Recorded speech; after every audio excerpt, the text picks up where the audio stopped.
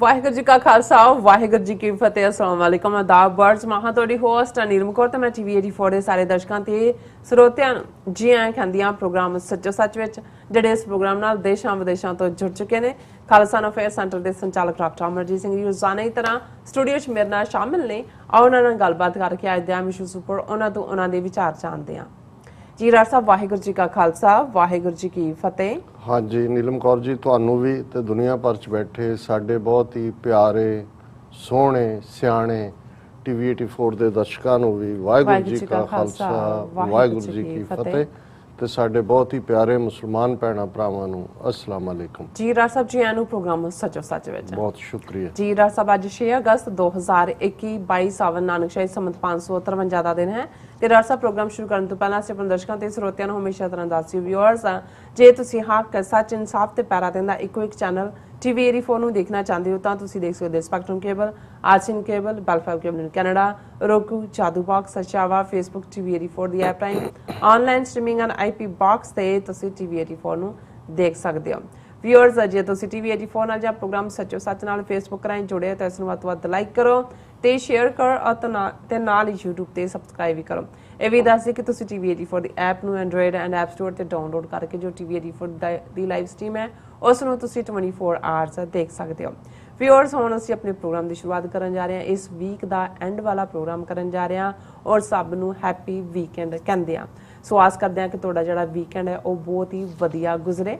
ਸੋ ਹੁਣ ਆਪਾਂ ਆਪਣੇ ਪ੍ਰੋਗਰਾਮ ਦੀ ਸ਼ੁਰੂ ਦੇ ਵਿੱਚ ਗੱਲਬਾਤ ਕਰਨ ਜਾ ਰਹੇ ਹਾਂ ਔਰ ਨਾਲ ਹੀ ਤੁਹਾਨੂੰ ਦੱਸਣਾ ਚਾਹੁੰਦੇ ਹਾਂ ਕਿ ਸਾਡੇ ਪ੍ਰੋਗਰਾਮ ਸੱਚੋ ਸੱਚ ਨੂੰ ਜਿਹਨਾਂ ਨੇ ਸਪਾਂਸਰ ਕੀਤਾ ਹੈ ਉਹਨਾਂ ਬਾਰੇ ਆਪਾਂ ਤੁਹਾਨੂੰ ਦੱਸ ਦਈਏ ਕਿ ਕੈਲੀਫੋਰਨੀਆ ਦੇ ਐਲੈਂਥਰੋਪ ਬੇਸਡ ਅਮਰੀਕਨ ਫਰਾਈਟ ਕਾਰਪੋਰੇਸ਼ਨ ਵੱਲੋਂ ਜਿਹੜਾ ਸਪਾਂਸਰ ਕੀਤਾ ਗਿਆ ਅੱਜ ਦੇ ਪ੍ਰੋਗਰਾਮ ਨੂੰ। ਸੋ ਅਮਰੀਕਨ ਫਰਾਈਟ ਕਾਰਪੋਰੇਸ਼ਨ ਦੇ ਮਾਲਕ ਸਰਦਾਰ ਰਵਿੰਦਰ ਸਿੰਘ ਰਿੰਪੀ ਲੰਬੇ ਸਮੇਂ ਤੋਂ ਪੰਥਕ ਸਫਾਂ ਵਿੱਚ ਵਿਚਰੇ ਹਨ ਅਤੇ ਕੌਮੀ ਆਜ਼ਾਦੀ ਦੇ ਸੰਘਰਸ਼ ਵਿੱਚ ਕੰਮ ਕਰ ਰਹੇ ਸਮੂਹ ਵੀਰਾਂ ਨਾਲ ਖਲੋਂਦੇ ਹਨ। ਸੋ ਇਹਨਾਂ ਵੱਲੋਂ ਟੀਵੀ 84 ਦੇ ਦਰਸ਼ਕਾਂ ਲਈ ਸੁਨੇਹਾ ਦਿੱਤਾ ਗਿਆ ਹੈ ਕਿ ਅਸੀਂ ਅੱਜ ਮੀਡੀਆ ਦੀ ਅਹਿਮੀਅਤ ਨੂੰ ਸਮਝੀਏ ਤੇ ਟੀਵੀ 84 ਦੇ ਹੱਥ ਜਿਹੜੇ ਨੇ ਉਹ ਮਜ਼ਬੂਤ ਕਰੀਏ। ਪੈਗਾਸਸ ਜਸੂਸੀ ਥੱਲੇ ਮੋਦੀ ਸਰਕਾਰ ਵੱਲੋਂ ਵੱਡੇ ਪੱਧਰ ਤੇ ਮੀਡੀਆ ਨੂੰ ਨਿਸ਼ਾਨਾ ਜਿਹੜਾ ਉਹ ਬਣਾਇਆ ਗਿਆ ਹੈ।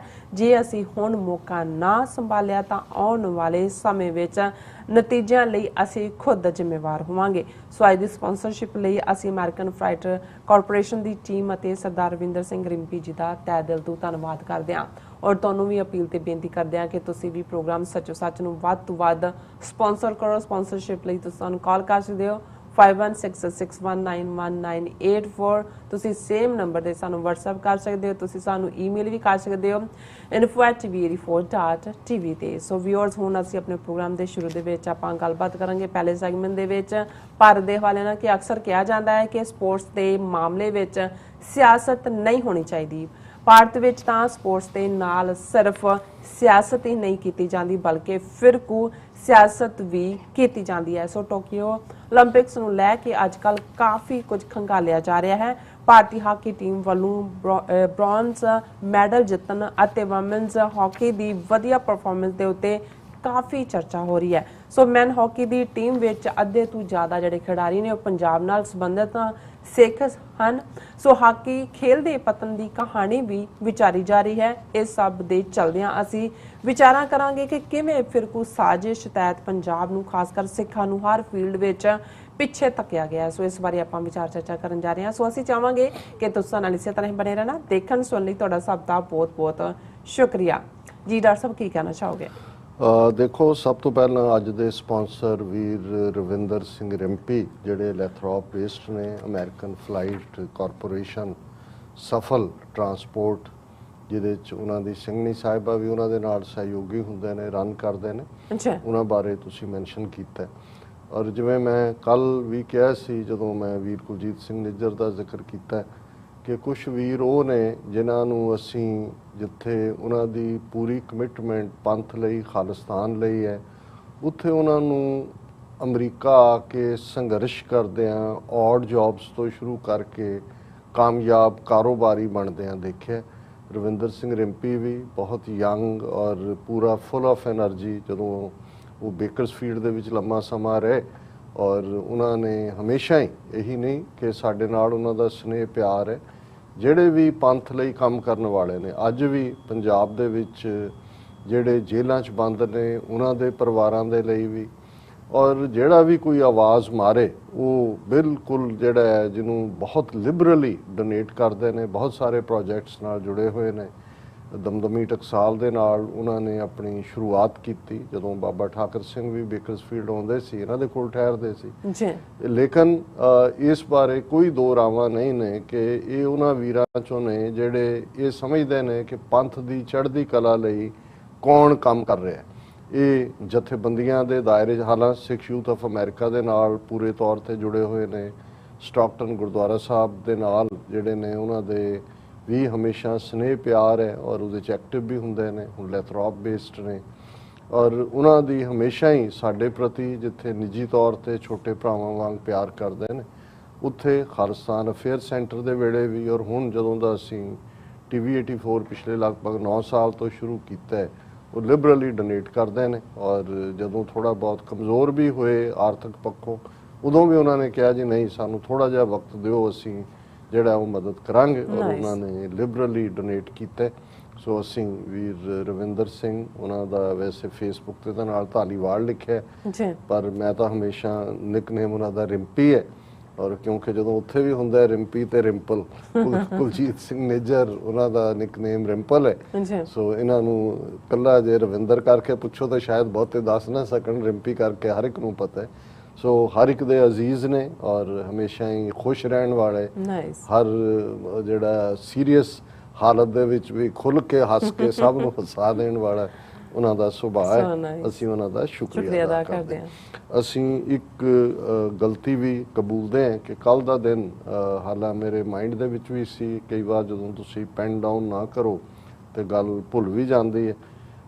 ਜਿਵੇਂ ਅਸੀਂ ਅਮਰੀਕਾ ਦੇ ਵਿੱਚ ਜਿਹੜੇ ਚੈਲੰਜਸ ਕੌਮ ਨੇ ਖਾਸ ਤੌਰ ਤੇ 9/11 ਤੋਂ ਬਾਅਦ ਫੇਸ ਕੀਤੇ, ਉਹਨਾਂ ਦੇ ਵਿੱਚ ਅਸੀਂ ਦੇਖਦੇ ਹਾਂ ਕਿ 9 ਸਾਲ ਪਹਿਲਾਂ 5 ਅਗਸਤ 2012 ਨੂੰ ਵਿਸਕੌਨਸਨ ਸ਼ਹਿਰ ਦੇ ਓਕ ਕ੍ਰੀਕ, ਵਿਸਕੌਨਸਨ ਸਟੇਟ ਦੇ ਓਕ ਕ੍ਰੀਕ ਸ਼ਹਿਰ ਦੇ ਵਿੱਚ ਇੱਕ ਕਾਤਲ ਵੇਡ ਮਾਈਕਲ ਨੇ ਐਤਵਾਰ ਦੇ ਦੀਵਾਨ 'ਚ, ਜਦੋਂ ਕਿ ਅਜੇ ਸੰਗਤ ਸ਼ੁਰੂ ਹੋਈ ਸੀ, ਲੰਗਰ ਬੀਬੀਆਂ ਤਿਆਰ ਕਰ ਰਹੀਆਂ ਸੀ, ਉੱਪਰ ਦੀਵਾਨ ਸੱਜਣ ਦੀਆਂ ਤਿਆਰੀਆਂ ਸੀ, ਸੋ ਉਹ ਤੇਜ਼ੀ ਦੇ ਨਾਲ ਗਨ ਲੈ ਕੇ ਅੰਦਰ ਆਇਆ ਔਰ ਉਸਨੇ ਅੰਨ੍ਹੇਵਾਹ ਫਾਇਰਿੰਗ ਕਰਕੇ ਜਿਹੜਾ 6 ਸਿੰਘਾਂ ਸਿੰਘਣੀਆਂ ਨੂੰ ਸ਼ਹੀਦ ਕਰ ਦਿੱਤਾ ਸੀ। ਔਰ ਬਾਅਦ ਦੇ ਵਿੱਚ ਪੁਲਿਸ ਜਦੋਂ ਆਈ ਮੌਕੇ ਤੇ ਉਹਨੂੰ ਉਹ ਵੀ ਮਾਰਿਆ ਗਿਆ, ਪਰ ਉਸਨੇ ਇੱਕ ਪੁਲਿਸ ਆਫੀਸਰ ਨੂੰ ਵੀ ਕਾਫੀ ਗੰਭੀਰ ਜ਼ਖਮੀ ਕੀਤਾ, ਜਿਹੜਾ ਬਾਅਦ ਸਿੱਖਾਂ ਦਾ ਹੀਰੋ ਬਣਿਆ ਕਿਉਂਕਿ ਉਸਨੇ ਆਪਣੀ ਜਾਨ ਖਤਰੇ 'ਚ ਪਾ ਕੇ ਹੋਰ ਬਹੁਤ ਸਾਰੀਆਂ ਜਾਨਾਂ ਸੇਵ ਕੀਤੀਆਂ। ਔਰ ਜਿਹੜੇ 6 ਸ਼ਹੀਦ ਸਨ ਮੌਕੇ ਦੇ ਉੱਤੇ, ਹਾਲਾਂਕਿ ਇੱਕ ਬਾਅਦ ਦੇ ਵਿੱਚ ਕੁਝ ਮਹੀਨਿਆਂ ਬਾਅਦ ਜਿਹੜੇ ਸੀਰੀਅਸ ਜ਼ਖਮੀ ਸੀ ਪੰਜਾਬ ਸਿੰਘ, ਉਹਨਾਂ ਨੇ ਵੀ ਉਹ ਵੀ ਜਿਹੜੇ ਅਲਵਿਦਾ ਦੁਨੀਆ ਨੂੰ ਕਹਿ ਗਏ। ਉਹਨਾਂ ਦੇ ਵਿੱਚ ਬੀਬੀ ਪਰਮਜੀਤ ਕੌਰ, ਸਤਵੰਤ ਸਿੰਘ ਕਾਲੇਕੇ, ਪ੍ਰਕਾਸ਼ ਸਿੰਘ, ਰਣਜੀਤ ਸਿੰਘ, ਸੁਬੇਗ ਸਿੰਘ, ਭਾਈ ਸੀਤਾ ਸਿੰਘ।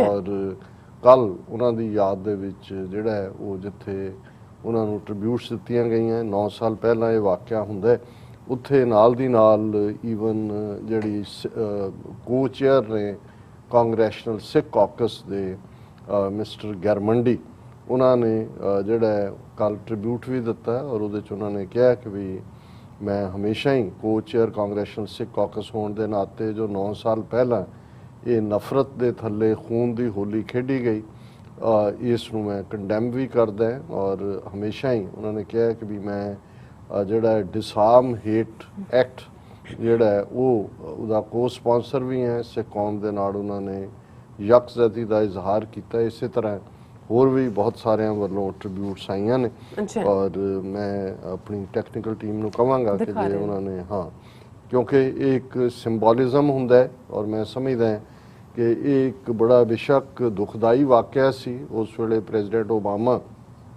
ਵਾਈਟ ਹਾਊਸ ਦੇ ਵਿੱਚ ਪ੍ਰੈਜ਼ੀਡੈਂਟ ਸਨ ਜ਼ਾਹਰ ਹੈ, ਸੋ ਉਹਨਾਂ ਨੇ ਜਿਸ ਤਰੀਕੇ ਨਾਲ ਔਰ ਅਮਰੀਕਨ ਲੋਕਾਂ ਨੇ ਸਿੱਖਾਂ ਨਾਲ ਯਕਜਹਿਤੀ ਦਾ ਇਜ਼ਹਾਰ ਕੀਤਾ, ਫੌਰਨ ਅਮਰੀਕਾ ਦੇ ਜਿਹੜੇ ਅਟਾਰਨੀ ਜਨਰਲ ਨੇ ਉੱਥੇ ਪਹੁੰਚੇ, ਅਮਰੀਕਾ ਦੇ ਝੰਡੇ ਜਿਹੜੇ ਨੇ ਉਹ ਨਿਵਾ ਦਿੱਤੇ ਗਏ ਔਰ ਕਈ ਦਿਨ ਜਦੋਂ ਤੱਕ ਜਿਹੜੇ ਮਾਰੇ ਗਏ ਸਨ ਉਹਨਾਂ ਦੇ ਰਿਸ਼ਤੇਦਾਰਾਂ ਨੂੰ ਹੰਡਰਡਸ ਆਫ ਵੀਜ਼ਾਸ ਉਹਨਾਂ ਨੇ ਦੇ ਕੇ ਇੱਥੇ ਲਿਆਂਦਾ।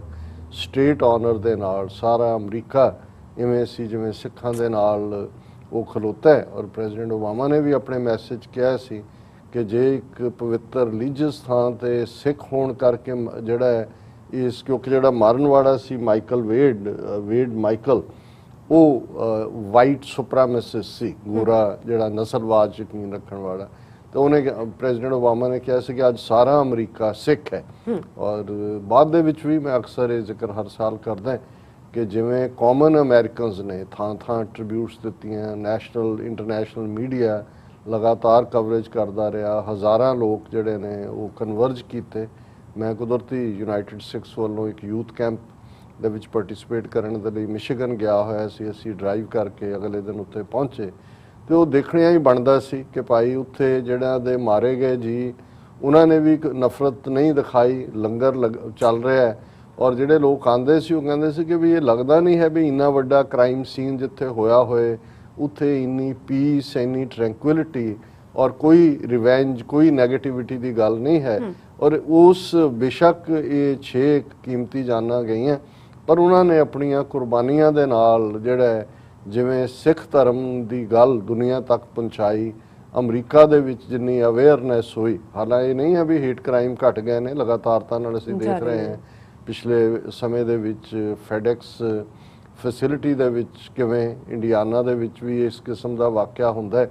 ਹਾਲਾਂਕਿ ਉਹਨਾਂ ਦੀ ਜਿਹੜੀ ਇਨਵੈਸਟੀਗੇਟਿਵ ਰਿਪੋਰਟ ਹੈ ਉਹਨੂੰ ਮੈਂਟਲੀ ਸਿੱਖ ਬੰਦੇ ਨੂੰ ਕਹਿੰਦੇ ਆ, ਉਹਦਾ ਕੋਈ ਨਹੀਂ ਜੋੜਿਆ ਜਾਂਦਾ। ਔਰ ਕੋਈ ਦਿਨ ਐਸਾ ਨਹੀਂ ਗੁਜ਼ਰਦਾ ਜਿੱਥੇ ਵਰਬਲ ਹੇਟ ਨਾ ਹੋਏ ਜਾਂ ਦੂਸਰਾ ਨਾ ਹੋਏ, ਪਰ we have to live with it. ਔਰ ਖੁਸ਼ੀ ਦੀ ਗੱਲ ਇਹ ਹੁੰਦੀ ਹੈ ਕਿ ਮੇਨ ਸਟ੍ਰੀਮ ਅਮਰੀਕਨ ਜਿਹੜੇ ਨੇ ਉਹ ਆ ਕੇ ਨਾਲ ਖਲੋ ਜਾਂਦੇ ਨੇ, ਕਿਉਂਕਿ ਉਹ ਸਮਝਦੇ ਨੇ ਕਿ ਵੀ ਇਹ ਜਿਹੜੇ ਨਫ਼ਰਤ ਦੇ ਉੱਤੇ ਮਬਨੀ ਜਿਹੜੇ ਲੋਕ ਨੇ, ਨਫ਼ਰਤ ਦੀਆਂ ਆਈਡੀਓਲੋਜੀਜ਼, ਉਹ ਵਾਈਟ ਸੁਪਰਾਮੈਸਿਸਟ ਆਈਡੀਓਲੋਜੀ ਹੋਏ ਜਾਂ ਭਾਰਤੀ ਕੰਟੈਕਸਟ ਦੇ ਵਿੱਚ ਜਦੋਂ ਅਸੀਂ ਹਿੰਦੁਸਤਾਨ ਦੇ ਇਹਨਾਂ ਝੰਡਾ ਬਰਦਾਰਾਂ ਵੱਲ ਦੇਖਦੇ ਹਾਂ ਕਿ ਇਹਨਾਂ ਨੇ ਕਿਵੇਂ ਉੱਥੇ ਫਿਰਕੂ ਨਫ਼ਰਤ ਫੈਲਾ ਕੇ ਮੁਸਲਮਾਨਾਂ ਦੇ ਖਿਲਾਫ, ਈਸਾਈਆਂ ਦੇ ਖਿਲਾਫ, ਦਲਿਤਾਂ ਦੇ ਖਿਲਾਫ ਕਿਸ ਕਿਸਮ ਦਾ ਮਾਹੌਲ ਸਿਰਜਿਆ ਹੋਇਆ ਹੈ। ਸਿੱਖਾਂ ਦੇ ਖਿਲਾਫ ਤਾਂ ਅਸੀਂ ਲਗਾਤਾਰਤਾ ਨਾਲ ਦੇਖਦੇ ਹਾਂ ਕਿ ਸੈਕੂਲਰਿਜ਼ਮ ਦੇ ਲਬਾਦੇ ਥੱਲੇ ਕਾਂਗਰਸ ਸੀ, ਨਹਿਰੂ ਤੋਂ ਲੈ ਕੇ ਅਖੀਰਲੇ ਇਹਨਾਂ ਦੇ ਨਰਸਿਮਹਾ ਰਾਓ ਔਰ ਦੂਸਰੇ ਪ੍ਰਾਈਮ ਮਿਨਿਸਟਰਸ ਤੱਕ। ਔਰ ਅੱਜ ਨੰਗੇ ਚਿੱਟੇ ਧੜ ਹੋ ਕੇ ਹਿੰਦੂਤਵਾਦ ਦੀ ਗੱਲ ਕਰਨ ਵਾਲੀ, ਹਿੰਦੂਤਵਾਦ ਦੀ ਵਿਚਾਰਧਾਰਾ RSS ਵਾਲੇ ਨੇ ਉਹ ਸਾਡੇ ਇਤਿਹਾਸਕ ਗੁਰਦੁਆਰੇ ਵੀ, ਇੱਥੇ ਤਾਂ ਹਮਲਾ ਹੈ, ਉੱਥੇ ਤਾਂ ਅਸੀਂ ਦੇਖਦੇ ਹਾਂ ਕਿ ਕਿਵੇਂ ਗੁਰਦੁਆਰਾ ਗਿਆਨ ਗੋਦੜੀ ਹਰਿਦੁਆਰ, ਮੰਗੂ ਮੱਠ, ਜਗਨਨਾਥਪੁਰੀ ਉੜੀਸਾ 'ਚ, ਗੁਰਦੁਆਰਾ ਡੋਂਗਮਾਰ ਸਿੱਕਮ 'ਚ, ਜਿਨ੍ਹਾਂ ਦੀ ਹੋਂਦ ਹੀ ਮਿਟਾ ਦਿੱਤੀ ਗਈ ਹੈ। ਔਰ ਇਹ ਆਪਣੇ ਆਪ ਦੇ ਵਿੱਚ, ਔਰ ਇਹ ਨਹੀਂ ਹੈ ਕਿ ਵੀ ਹਕੂਮਤਾਂ ਜਾਂ ਜਥੇਬੰਦੀਆਂ ਤਾਂ ਕਰਦੀਆਂ ਹੀ ਨੇ, ਉੱਥੇ ਜਿਹੜਾ ਵਰਤਾਰਾ ਡਿਫਰੈਂਟ ਹੁੰਦਾ ਹੈ ਅਮਰੀਕਾ ਨਾਲੋਂ। ਜਦੋਂ ਅਸੀਂ ਇੱਥੋਂ ਦੇ ਹੇਟ ਕ੍ਰਾਈਮ ਔਰ ਉੱਥੋਂ ਦੀ ਫਿਰਕੂ ਨਫ਼ਰਤ ਦੀ ਗੱਲ ਕਰਦੇ ਹਾਂ ਤੇ ਇੱਥੇ ਜਿਹੜਾ ਇਸ ਕਿਸਮ ਦਾ ਵਾਕਿਆ ਕਰਨ ਵਾਲਾ ਉਸ ਦੇ ਖਿਲਾਫ ਮੇਨ ਸਟ੍ਰੀਮ ਮੀਡੀਆ ਵੀ, ਲੋਕ ਵੀ ਔਰ ਸਿਸਟਮ ਵੀ ਉਹ ਖਲੋ ਜਾਂਦਾ। ਪਰ ਉੱਥੋਂ ਦੇ ਕੰਟੈਕਸਟ 'ਚ ਇਹ ਹੈ ਕਿ ਮੇਨ ਸਟ੍ਰੀਮ ਮੀਡੀਆ ਵੀ ਉਹਨਾਂ ਦੇ ਜ਼ੁਰਮ ਨੂੰ ਕਵਰ ਕਰਦਾ ਹੈ ਜਿਹੜੇ ਇਸ ਕਿਸਮ ਦੀ ਹਿੰਸਾ ਦੇ ਨਾਲ ਨਫ਼ਰਤ ਵਾਲੇ ਕਾਰੇ ਕਰਨ ਵਾਲੇ ਨੇ। ਮੈਜੋਰਿਟੀ ਲੋਕ ਵੀ ਜਿਹੜੇ ਨੇ ਉਹ ਜਾਂ ਚੁੱਪ ਰਹਿੰਦੇ ਨੇ ਜਾਂ ਉਹਨਾਂ ਦੀ ਹਮਾਇਤ 'ਤੇ ਆਉਂਦੇ ਨੇ। ਉਹਨਾਂ ਦੀਆਂ ਪਾਰਲੀਮੈਂਟਸ, ਉਹਨਾਂ ਦੀਆਂ ਵਿਧਾਨ ਸਭਾਵਾਂ, ਉਹਨਾਂ ਦੇ ਕੋਲ ਕੋਈ ਨਹੀਂ ਹੁੰਦਾ। ਅਮਰੀਕਾ ਦੇ ਵਿੱਚ ਤਾਂ ਇਸ ਵਾਕਿਆ ਨੂੰ ਲੈ ਕੇ ਹੀ, ਜੇ ਮੈਂ ਪਿਛਲੇ ਇਹਨਾਂ ਸਾਰੇ ਹੀ 9 ਸਾਲਾਂ 'ਚ ਦੇਖਾਂ ਤੇ ਹਰ ਵਰੇ ਹੀ ਜਿਹੜਾ ਉਹ ਇੱਕ ਉਹਦੇ 'ਚ ਕਾਂਗਰੈਸ਼ਨਲ ਰੈਕਡ ਦੇ ਵਿੱਚ ਦਰਜ ਕਰਵਾਇਆ ਜਾਂਦਾ ਹੈ। ਔਰ ਇਸ ਮੁੱਦੇ ਦੇ ਉੱਤੇ ਕਿੰਨੇ ਰੈਜ਼ੋਲੂਸ਼ਨ, ਕਿਵੇਂ ਸਿੱਖਾਂ ਦੀ 100 ਸਾਲ ਦੀ ਹਿਸਟਰੀ ਨੂੰ ਪ੍ਰੇਜ਼ ਕਰਨ ਵਾਲੀ US ਕਾਂਗਰਸ, ਸੈਨੇਟ ਔਰ ਜਿੰਨੇ ਉਸ ਇਲਾਕੇ ਦੇ ਜਿਹੜੇ ਨੇ ਇਕੱਲੇ ਵਿਸਕੌਨਸਨ ਨਹੀਂ, ਅਮਰੀਕਾ ਭਰ 'ਚ। ਸੋ ਇਹ ਫਰਕ ਹੈ। ਦੂਸਰੇ ਪਾਸੇ ਅਸੀਂ ਦੇਖਦੇ ਹਾਂ ਕਿ ਜੂਨ 84 ਵਰਗਾ ਘੱਲੂਘਾਰਾ ਹੈ, ਨਵੰਬਰ 84 ਦੀ ਸਿੱਖ ਨਸਲਕੁਸ਼ੀ, ਬਾਬਰੀ ਮਸਜਿਦ ਦਾ 6 ਦਸੰਬਰ 1992 ਨੂੰ ਢਾਇਆ ਜਾਣਾ, 2002 ਦੇ ਵਿੱਚ ਹਜ਼ਾਰਾਂ ਮੁਸਲਮਾਨਾਂ ਦਾ ਕਤਲੇਆਮ, ਔਰ ਫਿਰ ਜਿਹੜਾ ਕਿਵੇਂ ਉੜੀਸਾ ਦੇ ਵਿੱਚ ਈਸਾਈਆਂ ਦੀ ਪਰਸੀਕਿਊਸ਼ਨ। ਪਰ ਤੁਸੀਂ ਕਿਤੇ ਦੇਖਿਆ ਕਿ ਵੀ ਭਾਰਤ ਦੀ ਪਾਰਲੀਮੈਂਟ ਨੇ ਜਾਂ ਇਹਨਾਂ ਸਟੇਟਾਂ ਦੀਆਂ ਅਸੈਂਬਲੀਆਂ ਨੇ ਕੋਈ ਕੰਡੈਮਨੇਸ਼ਨ ਦਾ ਮਤਾ ਵੀ ਪਾਸ ਕੀਤਾ ਹੋਇਆ? ਅਕਾਊਂਟੇਬਿਲਟੀ ਤਾਂ ਦੂਰ ਦੀ ਗੱਲ।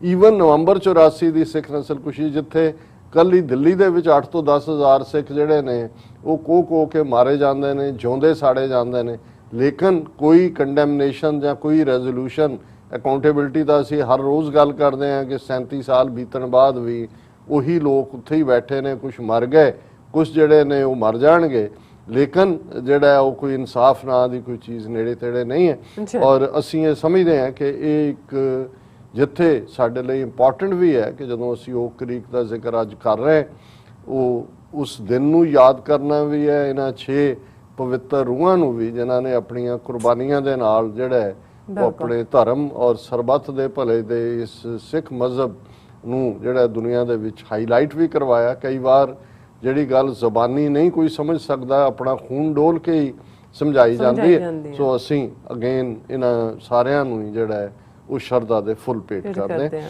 ਔਰ ਜਦੋਂ ਅਸੀਂ ਇਸ ਨਫ਼ਰਤ ਔਰ ਨਸਲਵਾਦ ਦੀ ਗੱਲ ਕਰ ਰਹੇ ਹਾਂ ਤੇ ਭਾਰਤ ਦੇ ਵਿੱਚ ਤਾਂ ਪਿਛਲੇ 48 ਘੰਟੇ ਤੋਂ 1 ਬਿਲੀਅਨ 350 ਮਿਲੀਅਨ ਲੋਕ 2 ਚਾਂਦੀ ਦੇ ਪਦਕ ਤੇ 1 ਬ੍ਰੌਂਜ਼ ਮੈਡਲ ਨੂੰ ਹੀ ਲੈ ਕੇ ਜਿਵੇਂ ਨੱਚ ਟੱਪ ਰਹੇ ਨੇ।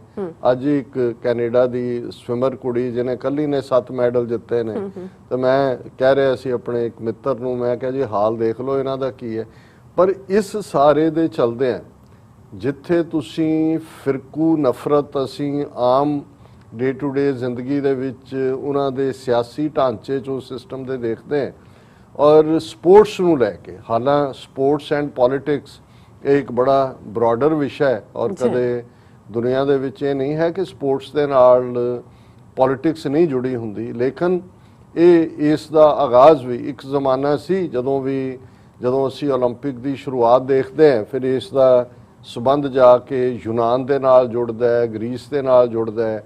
ਹਾਲਾਂ ਇਸ ਲੰਬੀ ਦੌੜ ਦੀ ਕਹਾਣੀ ਕੋਈ ਜਿੱਤ ਦੀ ਖਬਰ ਸੁਣਾਉਣ ਦੇ ਲਈ ਪਹੁੰਚਦਾ ਹੈ ਤੇ ਦਰਬਾਰ ਕਿ ਜੀ ਫਲਾਂ ਇਲਾਕਾ ਅਸੀਂ ਜਿੱਤ ਲਿਆ ਔਰ ਉਹ ਆਂਦੇ ਦਰਬਾਰ 'ਚ ਡਿੱਗ ਕੇ ਮਰ ਜਾਂਦਾ।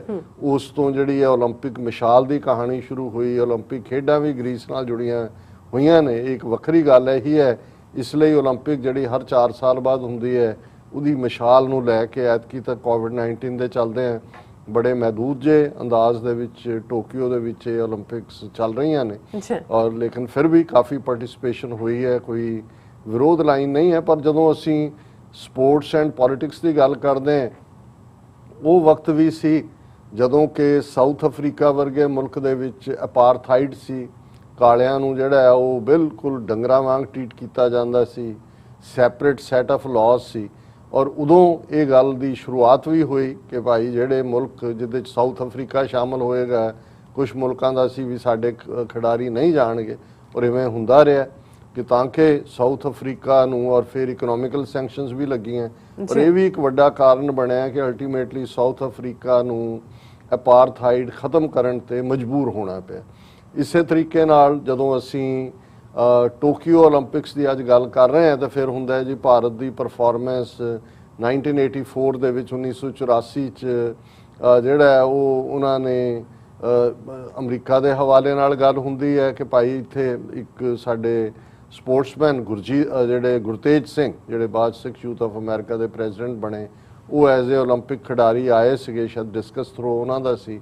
ਉਹ ਇੱਥੋਂ ਉਹਨਾਂ ਨੇ ਨਿਕਲ ਗਏ ਸੀ ਔਰ ਉਹਨਾਂ ਨੇ ਕਿਹਾ ਵੀ ਸਾਡੇ ਗੁਰਧਾਮਾਂ ਤੇ ਹਮਲਾ ਹੋਇਆ ਔਰ ਮੈਂ ਜਿਹੜਾ ਹੈ ਉਹ ਹੁਣ ਇਸ ਟੀਮ 'ਚ ਨਹੀਂ ਖੇਡਣਾ ਅਮਰੀਕਾ 'ਚ। ਉਹਨਾਂ ਨੇ ਪੋਲੀਟੀਕਲ ਅਸਾਈਲਮ ਲਈ।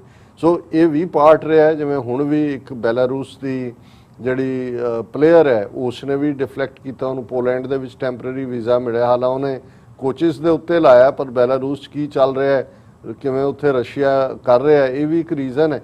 ਪਰ ਜੇ ਅਸੀਂ 1980 ਓਲੰਪਿਕਸ ਦੀ ਗੱਲ ਜਿਹੜੀਆਂ ਮਾਸਕੋ ਦੇ ਵਿੱਚ ਹੁੰਦੀਆਂ ਨੇ ਉਹਦੇ 'ਚ ਜਦੋਂ ਹੁਣ ਕਿਹਾ ਜਾਂਦਾ ਜੀ ਭਾਰਤ ਦੀ ਹਾਕੀ ਟੀਮ ਨੇ ਇਹ ਪਰਫਾਰਮੈਂਸ ਦਿੱਤੀ ਸੀ ਜਾਂ ਇਹ ਮੈਡਲ ਲਿਆ ਸੀ, ਇਸ ਗੱਲ ਦਾ ਧਿਆਨ ਰਿਹਾ ਕਿ ਜਦੋਂ 1980 ਓਲੰਪਿਕਸ ਜਿਹੜੀਆਂ ਨੇ ਮਾਸਕੋ 'ਚ ਹੁੰਦੀਆਂ ਨੇ ਉਦੋਂ ਜੇ ਸੋਵੀਅਤ ਯੂਨੀਅਨ ਕਾਇਮ ਸੀ ਤੇ 1979 ਦੇ ਵਿੱਚ ਹੀ ਸੋਵੀਅਤ ਯੂਨੀਅਨ ਨੇ ਅਫਗਾਨਿਸਤਾਨ ਦੇ ਉੱਤੇ ਹਮਲਾ ਕੀਤਾ ਸੀ। ਉਸ ਦੀ ਫੌਜ ਉੱਥੇ ਬੈਠੀ ਸੀ ਔਰ ਭਾਰਤ ਉਹਦੀ ਹਮਾਇਤ ਕਰਨ ਵਾਲਾ ਸੀ। ਅੱਜ ਤਾਂ ਵੱਡਾ ਜਿਹੜਾ ਉਹ ਅਫਗਾਨ ਅਸ਼ਰਫ ਗਨੀ ਔਰ ਦੂਸਰਿਆਂ ਨੂੰ ਔਰ ਆਪਣੇ ਆਪ ਨੂੰ ਅਫਗਾਨਾਂ ਦਾ ਮਿੱਤਰ ਕਹਿ ਰਿਹਾ ਔਰ ਉਸ ਹਮਲੇ ਦੇ ਪ੍ਰੋਟੈਸਟ ਦੇ ਵਿੱਚ ਬਹੁਤ ਸਾਰੇ ਮੁਲਕਾਂ ਨੇ ਆਪਣੀਆਂ ਟੀਮਾਂ ਉਸ ਮਾਸਕੋ ਓਲੰਪਿਕਸ 'ਚ ਨਹੀਂ ਸੀ ਭੇਜੀਆਂ, ਜਿਨ੍ਹਾਂ 'ਚ ਪਾਕਿਸਤਾਨ ਵੀ ਸ਼ਾਮਲ ਹੈ। ਪਾਕਿਸਤਾਨ ਦੀ ਹਾਕੀ ਟੀਮ 1980 'ਚ ਨਹੀਂ ਸੀ। ਸੋ ਮੈਂ ਇਹ ਪਿਛੋਕੜ ਇਸ ਲਈ ਦੇ ਰਿਹਾ ਕਿ ਇਹਨਾਂ ਓਲੰਪਿਕਸ ਦੇ ਨਾਲ ਡਿਸਕ੍ਰਿਮੀਨੇਸ਼ਨ ਦੀ ਗੱਲ ਜੋੜ ਕੇ ਵੀ ਬਾਈਕਾਟ ਹੁੰਦੇ ਰਹੇ ਔਰ ਜਦੋਂ ਸੋਵੀਅਤ ਯੂਨੀਅਨ ਨੇ 1979 ਦੇ ਵਿੱਚ ਹਮਲਾ ਕਰਕੇ ਅਫਗਾਨਿਸਤਾਨ ਨੂੰ ਆਪਣੇ ਕਬਜ਼ੇ 'ਚ ਕਰ ਲਿਆ ਸੀ, ਉਦੋਂ ਵੀ ਬਹੁਤ ਸਾਰੇ ਮੁਲਕਾਂ ਨੇ, ਜਿਨ੍ਹਾਂ 'ਚ ਪਾਕਿਸਤਾਨ, ਕਿਉਂਕਿ ਹਾਕੀ ਦੇ ਅਸੀਂ ਹਵਾਲੇ ਨਾਲ ਅੱਜ ਜ਼ਿਆਦਾ ਗੱਲ ਕਰ ਰਹੇ ਹਾਂ, ਪਰ ਹੋਰ ਵੀ ਬਹੁਤ ਸਾਰੇ ਮੁਲਕਾਂ ਨੇ ਜਿਹੜਾ ਉਸ ਦਾ ਬਾਈਕਾਟ ਕੀਤਾ ਸੀ। ਹਾਲਾਂ ਓਲੰਪਿਕਸ ਤਾਂ ਹੋਈਆਂ ਸੀਗੀਆਂ। ਹੁਣ ਅਸੀਂ ਇਸ ਕੰਟੈਕਸਟ 'ਚ ਗੱਲ ਕਰੀਏ, ਕਿਉਂਕਿ ਇਹਨਾਂ ਟੋਕੀਓ ਓਲੰਪਿਕਸ ਦੇ ਵਿੱਚ ਜਿਨ੍ਹਾਂ 2 ਟੀਮਾਂ ਦਾ ਸਭ ਤੋਂ ਵੱਧ ਜ਼ਿਕਰ ਹੈ, ਜਿਨ੍ਹਾਂ 'ਚ ਜ਼ਾਹਰ ਹੈ ਕਿ ਮੈਨ ਹਾਕੀ, ਜਿਹਦੇ 'ਚ ਉਹਨਾਂ ਨੇ ਪਹਿਲੀ ਵਾਰ 41 ਸਾਲ ਬਾਅਦ ਜਿਹੜਾ, ਕਿਉਂਕਿ 41 ਦੀ ਜਦੋਂ ਗੱਲ ਹੁੰਦੀ ਤਾਂ 1980 ਮਾਸਕੋ ਓਲੰਪਿਕਸ ਤੋਂ ਹੀ ਗੱਲ ਤੁਰਦੀ ਹੈ, ਉਦੋਂ ਉਹਨਾਂ ਨੂੰ 골ਡ ਮੈਡਲ ਸ਼ਾਇਦ ਮਿਲਿਆ ਸੀ ਜਾਂ ਕੋਈ ਹੋਰ ਮੈਡਲ ਸੀ, ਮੈਨੂੰ ਨਹੀਂ ਹੁਣ ਯਾਦ ਹੈ। ਲੇਕਿਨ 41 ਸਾਲ ਬਾਅਦ ਹੁਣ ਉਦੋਂ ਵੀ ਇਸ ਲਈ ਹੋਇਆ ਕਿ ਪਾਕਿਸਤਾਨ ਵੀ ਨਹੀਂ ਸੀ, ਕੁਝ ਹੋਰ ਟੀਮਾਂ ਵੀ ਜਿਹੜੀਆਂ ਇਸ ਹਮਲੇ ਦਾ ਵਿਰੋਧ ਕਰ ਰਹੀਆਂ ਸੀ। ਜ਼ਾਹਰ ਹੈ ਕਿ ਉਸ ਪੀਰੀਅਡ ਦੇ ਵਿੱਚ ਅਮਰੀਕਾ ਨੇ ਵੀ ਫਰਮ ਲਾਈਨ ਲਈ ਹੋਈ ਸੀ ਸੋਵੀਅਤ ਯੂਨੀਅਨ ਦੇ ਖਿਲਾਫ।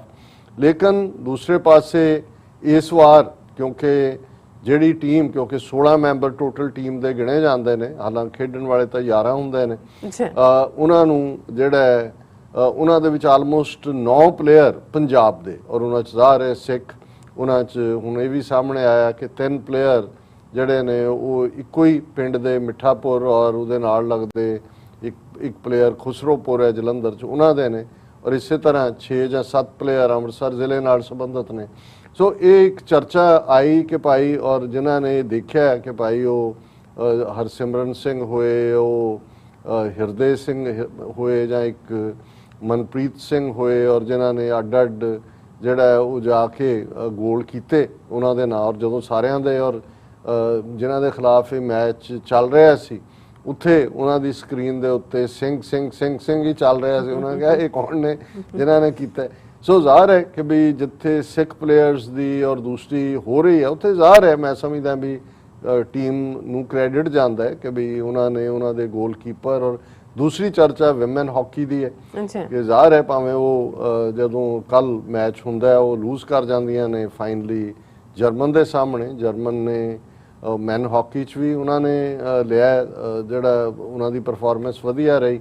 ਲੇਕਿਨ ਇਸ ਪਾਸੇ ਜਦੋਂ ਹੁੰਦਾ ਤੇ ਇਹਦੇ 'ਚ ਕੋਈ ਸ਼ੱਕ ਨਹੀਂ ਹੈ ਕਿ ਬੜੀ ਬਹਾਦਰੀ ਨਾਲ ਪਹਿਲੇ 2 ਕੁਆਰਟਰਸ ਦੇ ਵਿੱਚ ਉਹਨਾਂ ਦੀ ਪਰਫਾਰਮੈਂਸ ਰਹੀ। ਤੀਸਰੇ 'ਚ ਥੋੜਾ ਲੂਜ਼ ਵੱਲ ਗਏ ਔਰ ਅਖੀਰ 'ਚ ਉਹਨਾਂ ਨੇ ਲੂਜ਼ ਕੀਤਾ। ਹਾਲਾਂ ਸਾਰੇ ਹੀ ਦੁਨੀਆ ਭਰ 'ਚ, ਕਿਉਂਕਿ ਮੈਨ ਹਾਕੀ ਨੇ ਇੰਟਰਸਟ ਵੀ ਕ੍ਰੀਏਟ ਕਰ ਦਿੱਤਾ ਸੀ, ਔਰ ਇਹਦੇ 'ਚ ਕੋਈ ਸ਼ੱਕ ਨਹੀਂ ਹੈ ਕਿ ਇਸ ਸਾਰੇ ਦਾ ਕ੍ਰੈਡਿਟ, ਜਦੋਂ ਅਸੀਂ ਗੱਲ ਕਰਦੇ ਹਾਂ, ਗੱਲ ਕੀਤੀ ਸੀ ਕਿ ਬੀਜੂ ਪਟਨਾਇਕ ਦਾ ਬੇਟਾ ਨਵੀਨ ਪਟਨਾਇਕ, ਜਿਹੜਾ ਉੜੀਸਾ ਦਾ, ਜਿਹਨੂੰ ਹੁਣ ਓਡੀਸ਼ਾ ਕਹਿੰਦੇ ਨੇ, ਉਸ ਦਾ ਚੀਫ ਮਿਨਿਸਟਰ ਹੈ, ਉਹਨੇ ਹੰਡਰਡਸ ਆਫ ਕਰੋੜਸ, ਔਰ ਇਹ 150 ਕਰੋੜ ਤੱਕ ਦਾ ਵੀ ਆ ਰਿਹਾ, ਉਹਨੇ ਹੀ ਦੋਨੋਂ ਟੀਮਾਂ ਸਪਾਂਸਰ ਕੀਤੀਆਂ ਆਪਣੀ ਸਟੇਟ ਵੱਲੋਂ, ਜਿੱਥੇ ਉਹ ਠਹਿਰਦੇ ਸੀ ਜਾਂ ਸਾਰੇ ਪ੍ਰਬੰਧ।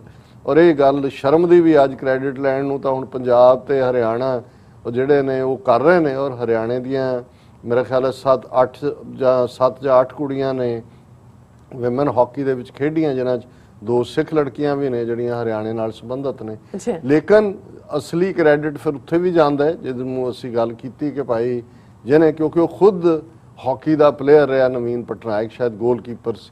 ਹੁਣ ਇਹ ਇੱਕ ਡਿਬੇਟ ਨਹੀਂ ਹੈ, ਇਹ ਤਾਂ ਹੁਣ ਇੰਨਾ ਕੁਝ ਮੀਡੀਆ 'ਚ ਸਟੋਰੀਜ਼ ਨੇ।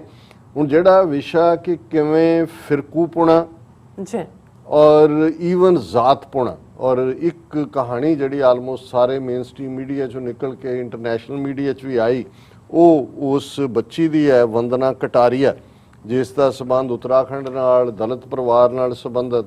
ਔਰ ਉਸ ਨੇ ਇਹ ਕਹਾਣੀ ਕਿ ਕਿਵੇਂ ਜਦੋਂ ਕਿ ਉਹਨਾਂ ਨੇ ਇੱਕ ਮੈਚ ਲੂਜ਼ ਕੀਤਾ ਤੇ ਉਹਨਾਂ ਦੇ ਘਰ ਦੇ ਬਾਹਰ ਫਿਰ ਉੱਚੀ ਜਾਤ ਵਾਲਿਆਂ ਨੇ ਆ ਕੇ ਕਿਵੇਂ ਪਟਾਕੇ ਚਲਾਏ, ਔਰ ਉਹਨਾਂ ਨੇ ਕਿਹਾ ਕਿ ਵੀ ਇਹ ਜਦੋਂ ਤੱਕ ਇਹ ਦਲਿਤ ਸਾਨੂੰ ਰਿਪਰੈਜ਼ੈਂਟ ਕਰਨਗੇ ਸਾਨੂੰ ਬਦਨਾਮੀ ਦੇਣਗੇ। ਔਰ ਕੁਝ ਜਿਹੜੇ ਉਹ ਹਾਈ ਕਾਸਟ ਲੋਕ ਸੀ ਉਹਨਾਂ ਨੇ ਆਪਣੇ ਕੱਪੜੇ ਲਾ ਕੇ ਨੰਗੇ ਹੋ ਕੇ ਜਿਹੜਾ ਉੱਥੇ ਉਹਨਾਂ ਦੀ ਫੈਮਿਲੀ ਨੂੰ ਇਨਸਲਟ ਕੀਤਾ। ਔਰ ਇਹ ਕਹਾਣੀ ਕਿ ਭਾਈ ਉਸ, ਕਿਉਂਕਿ ਬੀਬੀ ਨੇ ਹੀ, ਵੰਦਨਾ ਕਟਾਰੀਆ ਨੇ ਇਹ ਦੱਸਿਆ ਕਿ ਭਾਈ ਇਹ ਹੋ ਰਿਹਾ।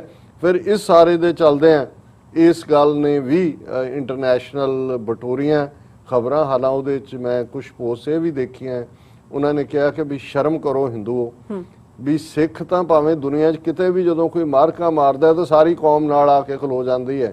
ਉਹ ਕਹਿੰਦੀ ਆ ਵੀ ਇਹ ਵਾਕਿਆ ਇਹ ਸਾਡੇ ਲਈ ਫਖਰ ਦੀ ਗੱਲ ਹੈ ਕਿ ਸਿੱਖ ਨੇ ਕੀਤਾ। ਉਦੋਂ ਉਹ ਨਹੀਂ ਪੁੱਛਦੇ ਕੌਣ ਹੈ। ਹਾਲਾਂ ਇਹਦਾ ਮਤਲਬ ਇਹ ਨਹੀਂ ਹੈ ਵੀ ਗਰਾਊਂਡ ਲੈਵਲ ਤੇ ਸਾਡੇ 'ਚ ਜ਼ਾਤ-ਪਾਤੀ ਸਿਸਟਮ ਨਹੀਂ ਹੈ, ਉਹ ਬਾਹਮਣ ਅਜੇ ਨਿਕਲਿਆ ਨਹੀਂ ਹੈ, ਅੰਦਰ ਵੜਿਆ ਹੋਇਆ ਹੈ। ਲੇਕਿਨ ਇਹ ਗੱਲ ਬਿਲਕੁਲ ਠੀਕ ਹੈ ਕਿ ਜਦੋਂ ਕੋਈ ਸਿੱਖ ਕਿਤੇ ਵੀ ਦੁਨੀਆ ਦੇ ਕਿਸੇ ਖਿੱਤੇ 'ਚ ਪੋਲਿਟਿਕਸ ਹੋਏ, ਸਪੋਰਟਸ ਹੋਏ, ਐਕੈਡੈਮਿਕ ਹੋਏ, ਸੋਸ਼ਲ ਵਰਕ ਹੋਏ ਕਰਦਾ, ਸਾਨੂੰ ਫਖਰ ਮਹਿਸੂਸ ਹੁੰਦਾ। ਲੇਕਿਨ ਤੁਸੀਂ ਉਸ ਸੁਸਾਇਟੀ ਦਾ ਜਿੱਥੇ ਹਿੰਦੁਸਤਾਨ ਦਾ ਨਾਰਾ ਗੁੰਜਾ ਰਹੇ ਨੇ ਦੇਖੋ ਤੇ ਕਿਸ ਹੱਦ ਤੱਕ ਇਹਨਾਂ ਦੀ ਨਫ਼ਰਤ ਹੈ। ਔਰ ਇਹ ਇੱਕ ਪਾਸੇ ਵੰਦਨਾ ਕਟਾਰੀਆ ਜਿਸ ਨੇ ਕਿਵੇਂ ਗਰੀਬੀ ਚੋਂ ਨਿਕਲ ਕੇ ਕਿੰਨੀ ਵੱਡੀ ਸਟਰਗਲ ਕੀਤੀ, ਪਰ ਇਹ ਗੱਲ ਦੱਸਦੀ ਹੈ ਕਿ ਭਾਈ ਕਿਸ ਹੱਦ ਤੱਕ ਇਹ ਜ਼ਾਤ-ਪਾਤ, ਹਾਲਾਂ ਅਮਰੀਕਾ 'ਚ ਰੇਸਿਜ਼ਮ ਤਾਂ ਪੁਰਾਣੀ ਕਹਾਣੀ ਹੈ, ਲੇਕਿਨ ਦੋ ਚੀਜ਼ਾਂ ਦੇ ਮਾਮਲੇ 'ਚ ਅਮਰੀਕਨ ਰੇਸਿਸਟ ਨਹੀਂ ਸੀ ਹੁੰਦਾ, ਇੱਕ ਸਪੋਰਟਸ, ਦੂਸਰਾ ਮਿਊਜ਼ਿਕ। ਕਿਉਂਕਿ ਉਹਨਾਂ ਜ਼ਮਾਨਿਆਂ 'ਚ ਵੀ ਜਦੋਂ ਕਿ ਇੱਥੇ ਸੈਗਰੀਗੇਸ਼ਨ ਦੇ ਲਾਅ ਸੀ, ਇਸ ਮਾਮਲੇ 'ਚ ਅਮਰੀਕਨ ਇਹਨਾਂ ਦੇ ਆਪਣੇ ਸਪੋਰਟਸਮੈਨ ਨੂੰ ਔਰ ਦੂਸਰਾ ਜਿਹੜਾ ਉਹ ਹਮੇਸ਼ਾ ਹੀ ਉਹਨਾਂ ਦੇ ਹੀਰੋ ਰਹੇ ਨੇ। ਲੇਕਿਨ ਤੁਸੀਂ ਇਹਨਾਂ ਦਾ ਬ੍ਰਾਹਮਣਵਾਦੀਆਂ ਦਾ ਹਾਲ ਦੇਖੋ ਔਰ 21ਵੀਂ ਸਦੀ ਦੇ ਵਿੱਚ ਇਹਨਾਂ ਦਾ ਇਹ ਹਾਲ ਹੈ। ਹੁਣ ਜਦੋਂ ਇਸ ਹਵਾਲੇ ਨਾਲ ਆ ਰਿਹਾ ਕਿ ਭਾਈ ਇਹ ਹਾਕੀ ਜਿਹਦਾ ਇੰਨਾ ਜਵਾਲ ਇੰਨਾ ਥੱਲੇ ਸੀ, ਜੇ ਅੱਜ 9 ਮੁੰਡੇ ਸਿੱਖਾਂ ਦੇ ਖੇਡ ਰਹੇ ਨੇ, ਕਿੱਥੇ ਤੱਕ ਲੈ ਕੇ ਗਏ ਨੇ।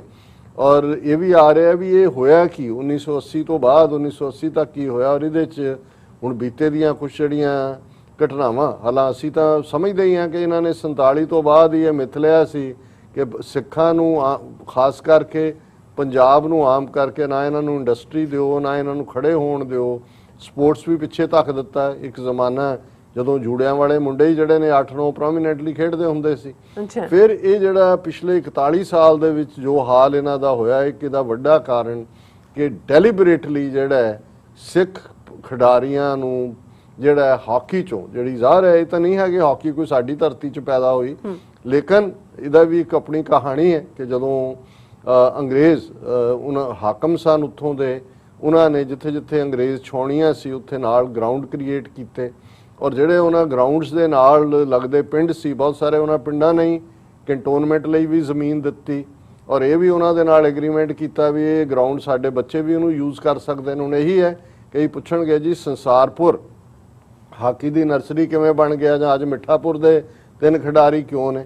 ਸੋ ਇਹ ਗੱਲ ਸਮਝਣੀ ਪਏਗੀ ਕਿ ਜਲੰਧਰ ਕੰਟੋਨਮੈਂਟ ਦੇ ਲਈ ਜਦੋਂ ਸੰਸਾਰਪੁਰ ਔਰ ਇਹਨਾਂ ਪਿੰਡਾਂ ਦੇ ਲੋਕਾਂ ਨੇ ਆਪਣੀਆਂ ਜ਼ਮੀਨਾਂ ਦਿੱਤੀਆਂ ਤੇ ਉਹਦਾ ਹਿੱਸਾ ਸੀ ਕਿ ਵੀ ਤੁਹਾਡੀਆਂ ਗਰਾਊਂਡਾਂ 'ਚ ਸਾਡੇ ਬੱਚੇ ਵੀ ਖੇਡਣਗੇ। ਔਰ ਜ਼ਾਹਰ ਹੈ ਵੀ ਜਿਹੜੀ ਟੀਮ ਨੇ ਜਦੋਂ ਅਸੀਂ ਉਸ ਬਰਲਿਨ ਓਲੰਪਿਕਸ ਦੀ ਗੱਲ ਕਰਦੇ ਹਾਂ 1936 ਦੇ ਵਿੱਚ, ਜਿਸ ਨੂੰ ਕਿ ਜਦੋਂ ਕਿ ਹਿਟਲਰ ਨੇ ਉਹਨੂੰ ਪ੍ਰੀਜ਼ਾਈਡ ਕੀਤਾ, ਔਰ ਉਸ ਦੇ ਵਿੱਚ ਧਿਆਨ ਚੰਦ ਜਿਹੜਾ ਸੰਸਾਰਪੁਰ ਦੇ ਨਾਲ ਜਿਹਦਾ ਸੰਬੰਧ ਸੀ, ਜਿਹਦੇ ਬਾਰੇ ਕਿਹਾ ਜਾਂਦਾ ਵੀ ਉਹਦੀ ਹਾਕੀ ਤੋੜ ਕੇ ਦੇਖੀ ਜਾਂਦੀ ਸੀ, ਲੰਬ ਵੀ ਬਣ ਜਾਂਦੀਆਂ ਨੇ ਕਿ ਨਾਲ ਗੋਂਦ ਤੇ ਨਹੀਂ ਲੱਗੀ ਹੋਈ, ਕਿਉਂਕਿ ਉਹ ਐਵੇਂ ਬਾਲ ਨੂੰ ਲੈ ਕੇ ਜਾਂਦਾ ਸੀ।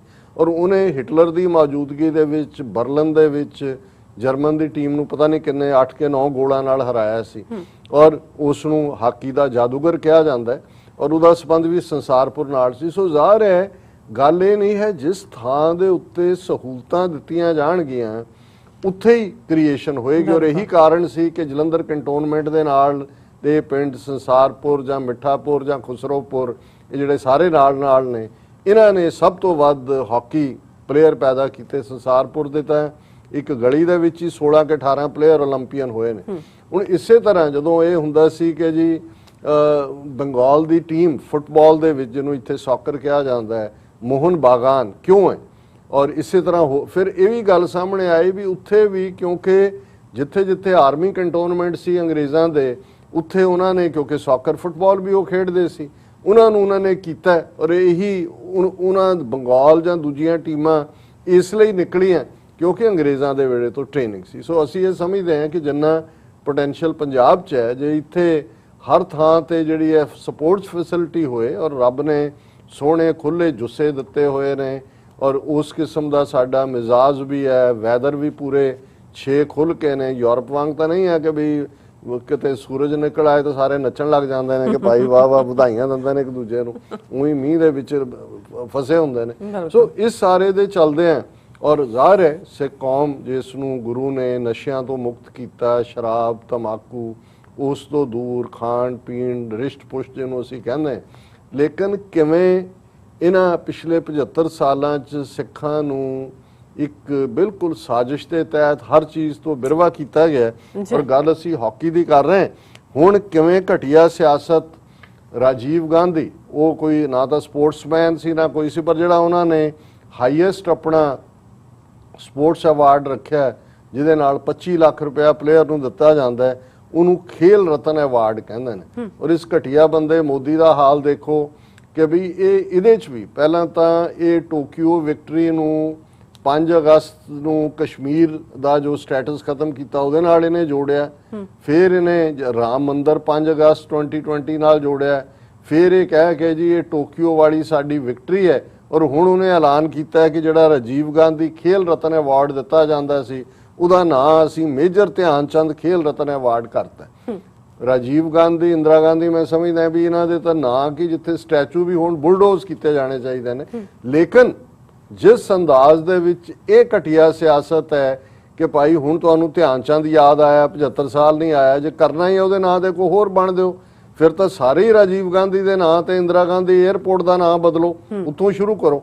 ਲੇਕਿਨ ਕਿਉਂਕਿ ਸਿਰਫ ਇੱਕ ਘਟੀਆ ਸਿਆਸਤ ਕਿ ਇਹਦੇ 'ਚ ਵੀ ਕਾਂਗਰਸ ਨੂੰ ਠਿੱਬੀ ਲਾਉਣ ਦੀ ਲਾਈਨ ਹੈ ਔਰ ਇਸ ਸਾਰੇ ਚੋਂ।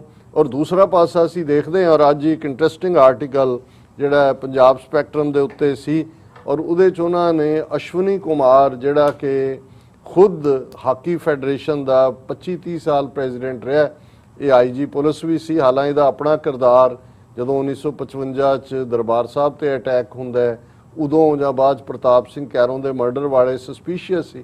ਲੇਕਿਨ ਇਹਦੇ 'ਚ ਕੋਈ ਸ਼ੱਕ ਨਹੀਂ, ਜਿਹਨੂੰ ਅਸੀਂ ਕਹਿੰਦੇ ਹਾਂ ਕਿ ਡੈਵਲ ਮਸਟ ਬੀ ਗਿਵਨ ਹਿਸ ਡਿਊ, ਕਿ ਇਹਨੇ ਜਦੋਂ 1980 ਜਿਹੜਾ ਇਸ ਨੇ ਜਦੋਂ ਹਾਕੀ ਫੈਡਰੇਸ਼ਨ ਦਾ ਪ੍ਰਧਾਨ ਬਣਦਾ, ਇਹ ਕਿਉਂਕਿ ਸਮਝਦਾ ਸੀ ਕਿ ਭਾਈ ਇਹ ਸਿੱਖ ਮੁੰਡਿਆਂ ਦੇ ਨਾਲ ਹੀ ਪੰਜਾਬ ਦੇ ਹਾਕੀ ਖੜੀ ਹੈ, ਉਹਨੇ ਐਨਕਰੇਜ ਕੀਤਾ। ਪਰ ਉਹਨੇ ਇੱਕ ਵਾਕਿਆ ਜਦੋਂ ਕਿ ਉਹਨੇ ਇੱਕ 2006 ਦੇ ਵਿੱਚ ਅਪ੍ਰੈਲ ਮਹੀਨੇ 'ਚ ਉਹਨੇ ਇੱਕ ਫੰਕਸ਼ਨ ਦਿੱਲੀ ਦੇ ਵਿੱਚ ਪ੍ਰੀਜ਼ਾਈਡ ਕੀਤਾ ਜਿਸ ਫੰਕਸ਼ਨ ਦੇ ਵਿੱਚ ਸਿੱਖ ਓਲੰਪਿਕ ਖਿਡਾਰੀਆਂ ਨੂੰ ਆਨਰ ਕੀਤਾ ਗਿਆ ਸੀ ਔਰ ਉਹਦੇ 'ਚ ਪ੍ਰੀਜ਼ਾਈਡ ਕਰਦੇ ਆ ਜਿਹੜਾ ਉਹਨੇ 1974 ਦਾ ਕਿੱਸਾ ਸੁਣਾਇਆ, ਉਹ ਜ਼ਰੂਰ ਮੈਂਸ਼ਨ ਕਰਨਾ ਬਣਦਾ ਕਿ ਕਿਵੇਂ ਇੰਦਰਾ ਗਾਂਧੀ ਜਿਹਨੇ ਇਹੀ ਨਹੀਂ ਵੀ ਦਰਬਾਰ ਸਾਹਿਬ ਤੇ ਅਟੈਕ ਕੀਤਾ ਔਰ ਕਿਵੇਂ ਐਂਟਾਈ ਸਿੱਖ ਨੀਤੀਆਂ ਲਈਆਂ। ਇਹ ਹੁਣ ਅਸ਼ਵਨੀ ਕੁਮਾਰ ਜਿਹੜਾ ਆਰੀਆ ਸਮਾਜੀ ਪੱਕਾ, ਸਿੱਖਾਂ ਨਾਲ ਕੋਈ ਹਮਦਰਦੀ ਨਹੀਂ, ਰਾਦਰ ਉਸ ਦੇ ਐਕਟ ਮੈਂ ਦੱਸ ਦਿੱਤੇ ਨੇ, ਉਹ ਉਸ ਇਕੱਠ ਦੇ ਵਿੱਚ ਕਹਿ ਰਿਹਾ ਹੈ। ਔਰ ਇਹ 1954 ਤੋਂ 1974 ਤੱਕ 20 ਸਾਲ ਹਾਕੀ ਫੈਡਰੇਸ਼ਨ ਦਾ ਪ੍ਰੈਜ਼ੀਡੈਂਟ ਰਿਹਾ ਔਰ ਇਸ ਫੰਕਸ਼ਨ ਦੇ ਵਿੱਚ ਉਹਨੇ ਕਿਹਾ ਕਿ 1974 'ਚ ਮੈਂ ਬਾਰਡਰ ਸਿਕਿਉਰਿਟੀ ਫੋਰਸ ਦਾ ਇੰਸਪੈਕਟਰ ਜਨਰਲ ਸੀ ਔਰ ਮੈਂ ਕਸ਼ਮੀਰ ਗਿਆ ਹੋਇਆ ਸੀ।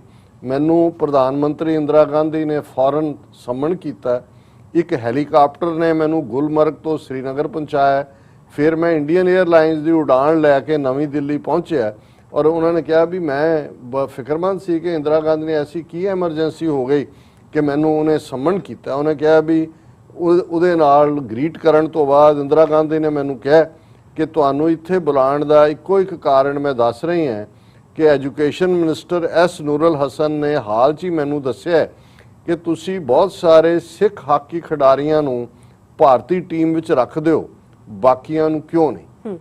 ਔਰ ਉਹਨੇ ਕਿਹਾ ਕਿ ਵੀ ਮੈਂ ਉੱਥੇ ਸਿੱਖਾਂ ਦੇ ਹਾਕੀ ਹੁਨਰ ਨਾਲ ਬੇਇਨਸਾਫੀ ਨਹੀਂ ਕਰ ਸਕਦਾ ਸੀ, ਮੈਂ ਚੁੱਪ ਰਿਹਾ, ਮੈਂ ਪਰੇਸ਼ਾਨ ਬਹੁਤ ਸੀ। ਮੈਂ ਗੈਸਟ ਹਾਊਸ ਵਾਪਸ ਆਇਆ ਤੇ ਇੰਡੀਅਨ ਹਾਕੀ ਫੈਡਰੇਸ਼ਨ ਦੇ ਪ੍ਰਧਾਨਗੀ ਦੇ ਅਹੁਦੇ ਤੋਂ ਅਸਤੀਫਾ ਲਿਖ ਕੇ ਇੱਕਦਮ ਭਾਰਤੀ ਓਲੰਪਿਕ ਐਸੋਸੀਏਸ਼ਨ ਦੇ ਪ੍ਰਧਾਨ ਰਾਜਾ ਭਰਿੰਦਰ ਸਿੰਘ ਨੂੰ ਭੇਜਿਆ। ਹਾਲਾਂਕਿ ਬਹੁਤ ਸਾਰੇ ਦੋਸਤਾਂ ਨੇ ਮੈਨੂੰ ਅਸਤੀਫਾ ਨਾ ਦੇਣ ਦੀ ਸਲਾਹ ਦਿੱਤੀ, ਪਰ ਮੈਂ ਆਪਣੇ ਫੈਸਲੇ ਤੇ ਦ੍ਰਿੜ ਸੀ ਤੇ ਮੈਂ ਆਪਣੇ ਸਿੱਖ ਖਿਡਾਰੀਆਂ ਦੇ ਹਾਕੀ ਹੁਨਰ ਨੂੰ ਕਦੇ ਵੀ ਨਜ਼ਰਅੰਦਾਜ਼ ਨਹੀਂ ਕਰ ਸਕਦਾ। ਹੁਣ ਇਸ ਤੋਂ ਵੱਧ ਕੇ ਹੋਰ ਕੋਈ ਟੈਸਟੀਮਨੀ ਨਹੀਂ ਹੋ ਸਕਦੀ ਕਿ ਭਾਈ ਜਿਹੜਾ 20 ਸਾਲ ਜਿਹੜਾ ਪ੍ਰੈਜ਼ੀਡੈਂਟ ਸੀ, ਇੰਦਰਾ ਗਾਂਧੀ ਉਹਨੂੰ ਤਲਬ ਕਰਦੀ ਹੈ ਤੇ ਉਹਨੇ ਕਿਹਾ ਇਹੀ ਕਿ ਵੀ ਇਹ ਕੱਢ ਦੇ ਜਿਹੜੇ ਤੂੰ ਸਿੱਖ ਰੱਖੇ ਨੇ। ਔਰ ਇਹ ਹੁਣ ਵਾਕਿਆ ਸੀ 1974 ਦਾ ਦੱਸ ਰਹੇ। ਫਿਰ ਉਸ ਤੋਂ ਬਾਅਦ ਤੁਸੀਂ ਦੇਖ ਲਓ ਕਿ ਪਿਛਲੇ 40 ਸਾਲਾਂ 'ਚ ਹਾਕੀ ਦਾ ਕੀ ਹਾਲ ਹੋਇਆ, ਕਿਵੇਂ ਸਿੱਖ ਬਾਹਰ ਕੀਤੇ ਗਏ। ਔਰ ਅਸੀਂ ਕਨਕਲੂਜਨ ਦੇ ਵਿੱਚ ਇਹੀ ਕਹਿਣਾ ਚਾਹੁੰਦੇ ਹਾਂ ਕਿ ਅਲਟੀਮੇਟਲੀ ਜਿਹੜੀਆਂ ਕੌਮਾਂ ਬੇਘਰੀਆਂ ਹੁੰਦੀਆਂ ਨੇ ਉਹ ਮੈਜੋਰਿਟੀ ਕਮਿਊਨਿਟੀ ਨੂੰ ਖੁਸ਼ ਕਰਨ ਤੇ ਰਹਿੰਦੀਆਂ, ਹਰ ਗਲੀ ਦੇ ਮੋੜ ਤੇ ਸਾਬਤ ਕਰਨ ਤੇ ਰਹਿੰਦੀਆਂ ਕਿ ਉਹ ਵੱਡੇ ਦੇਸ਼ ਭਗਤ ਨੇ। ਅਸੀਂ ਬਾਰ-ਬਾਰ ਜ਼ਲੀਲ ਹੋ ਰਹੇ ਹਾਂ ਔਰ ਸਪੋਰਟਸ ਦੇ ਵਿੱਚ ਕਿਸ ਹੱਦ ਤੱਕ ਫਿਰਕੂਪੁਣ ਹੈ।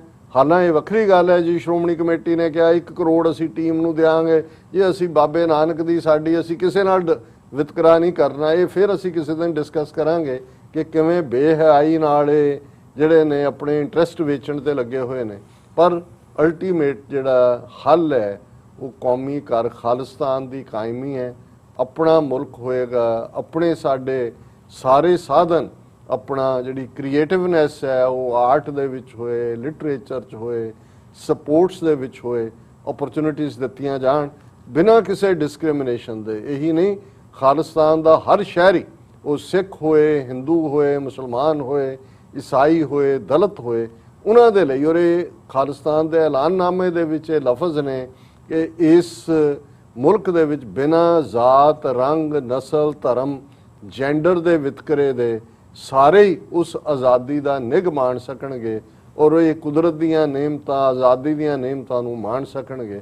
ਅਦਰਵਾਈਜ਼ ਇਹ ਅਸੀਂ ਗੁਲਾਮਾਂ ਵਾਂਗ ਹੀ ਇੱਕ ਤੋਂ ਦੂਸਰੀ ਥਾਂ ਦੇ ਉੱਤੇ ਆਪਣੇ ਆਪ ਨੂੰ ਸਾਬਤ ਕਰਨ ਤੇ ਰਵਾਂਗੇ ਕਿ ਅਸੀਂ ਵੱਡੇ ਦੇਸ਼ ਭਗਤ। ਜੀ ਡਾਕਟਰ ਸਾਹਿਬ, ਤੁਹਾਡਾ ਬਹੁਤ ਬਹੁਤ ਸ਼ੁਕਰੀਆ, ਤੁਸੀਂ ਆਪਣੇ ਵਿਚਾਰ ਸਾਡੇ ਦਰਸ਼ਕਾਂ ਨਾਲ ਸਾਂਝੇ ਕੀਤੇ ਨੇ। ਸਰਥਲੇ ਨੇ ਬ੍ਰੇਕ ਤੋਂ ਪਹਿਲਾਂ ਅਸੀਂ ਆਪਣੇ ਦਰਸ਼ਕਾਂ ਤੇ ਸਰੋਤਿਆਂ ਨੂੰ ਅਪੀਲ ਤੇ ਬੇਨਤੀ ਕਰਦੀ ਵਿਊਅਰਸ, ਜਿਸ ਤਰ੍ਹਾਂ ਕਿ ਤੁਸੀਂ ਜਾਣਦੇ ਹੋ ਕਿ ਟੀਵੀ 84 ਇੱਕ ਪੰਥਕ ਚੈਨਲ ਹੈ। ਟੀਵੀ 84 ਦੀ ਚੜ੍ਹਦੀ ਕਲਾ ਲਈ ਵੱਧ ਤੋਂ ਵੱਧ ਡੋਨੇਟ ਕਰੋ। ਡੋਨੇਟ ਕਰਨ ਲਈ ਸਾਡੀ ਵੈਬਸਾਈਟ tv84.tv ਤੇ ਜਾ ਕੇ ਪੇਪਲ ਦੀ ਵਰਤੋਂ ਕਰਕੇ ਵਨ ਟਾਈਮ ਡੋਨੇਟ ਕਰ ਸਕਦੇ ਹੋ, ਮੰਥਲੀ ਡੋਨੇਟ ਵੀ ਕਰ ਸਕਦੇ ਹੋ। ਤੁਸੀਂ ਟੀਵੀ 84 ਦੇ ਨਾਮ ਤੇ ਚੈੱਕ ਬਣਾ ਕੇ ਸਾਨੂੰ ਮੇਲ ਵੀ ਕਰ ਸਕਦੇ ਹੋ ਸਾਡੇ ਇਸ ਪਤੇ ਤੇ 36-01 37th avenue, Long Island city, New York 11101 USA, ਜਾਂ ਫਿਰ ਤੁਸੀਂ ਸਾਨੂੰ ਫੋਨ ਰਾਹੀਂ ਵੀ ਸੰਪਰਕ ਕਰ ਸਕਦੇ ਹੋ ਸਾਡੇ ਫੋਨ ਨੰਬਰ ਤੇ 5166191984। ਤੁਸੀਂ ਸਾਨੂੰ ਈਮੇਲ ਵੀ ਕਰ ਸਕਦੇ ਹੋ info@tv84.tv ਤੇ। ਅਸੀਂ ਤੁਹਾਡੇ ਤਹਿ ਦਿਲ ਤੋਂ ਸ਼ੁਕਰਗੁਜ਼ਾਰ ਹੋਵਾਂਗੇ। ਸੋ ਉੱਥੇ ਲੈਣੇ ਬ੍ਰੇਕ ਵਿਊਅਰਸ, ਤੁਸੀਂ ਸਾਨੂੰ ਇਸੇ ਤਰ੍ਹਾਂ ਬਣੇ ਰਹਿਣਾ। ਮਿਲਦੇ ਹਾਂ after this short break.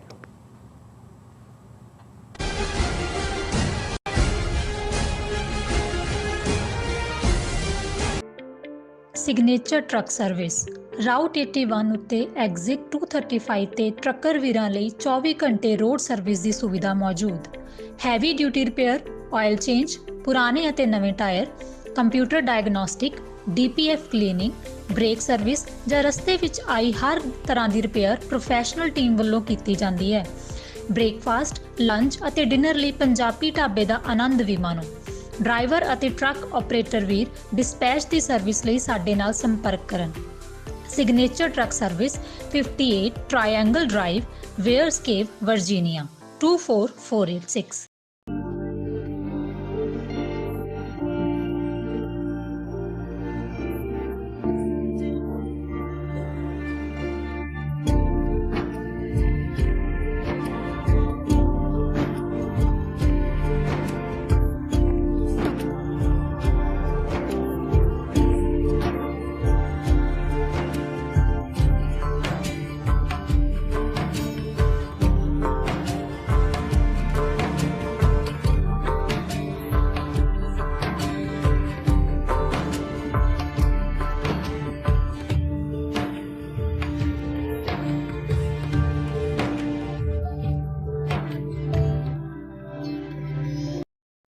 Waheguru ji ਕਾ ਖਾਲਸਾ, ਵਾਹਿਗੁਰੂ ਜੀ ਕੀ ਫਤਿਹ। ਮੇਰੇ ਸਾਰੇ ਸੰਸਾਰ ਭਰ ਦੇ ਪੰਜਾਬੀਆਂ ਤੇ ਸਿੱਖ ਭਾਈਚਾਰੇ ਨੂੰ ਬੇਨਤੀ ਹੈ, ਤੁਸੀਂ ਜਲਦੀ ਅੱਜ ਹੀ ਆਪਣੇ ਪੰਜਾਬ ਦੇ ਲਈ the non-government Punjab independence referendum ਦੀਆਂ ਵੋਟਾਂ ਰਜਿਸਟਰ ਕਰਵਾਓ।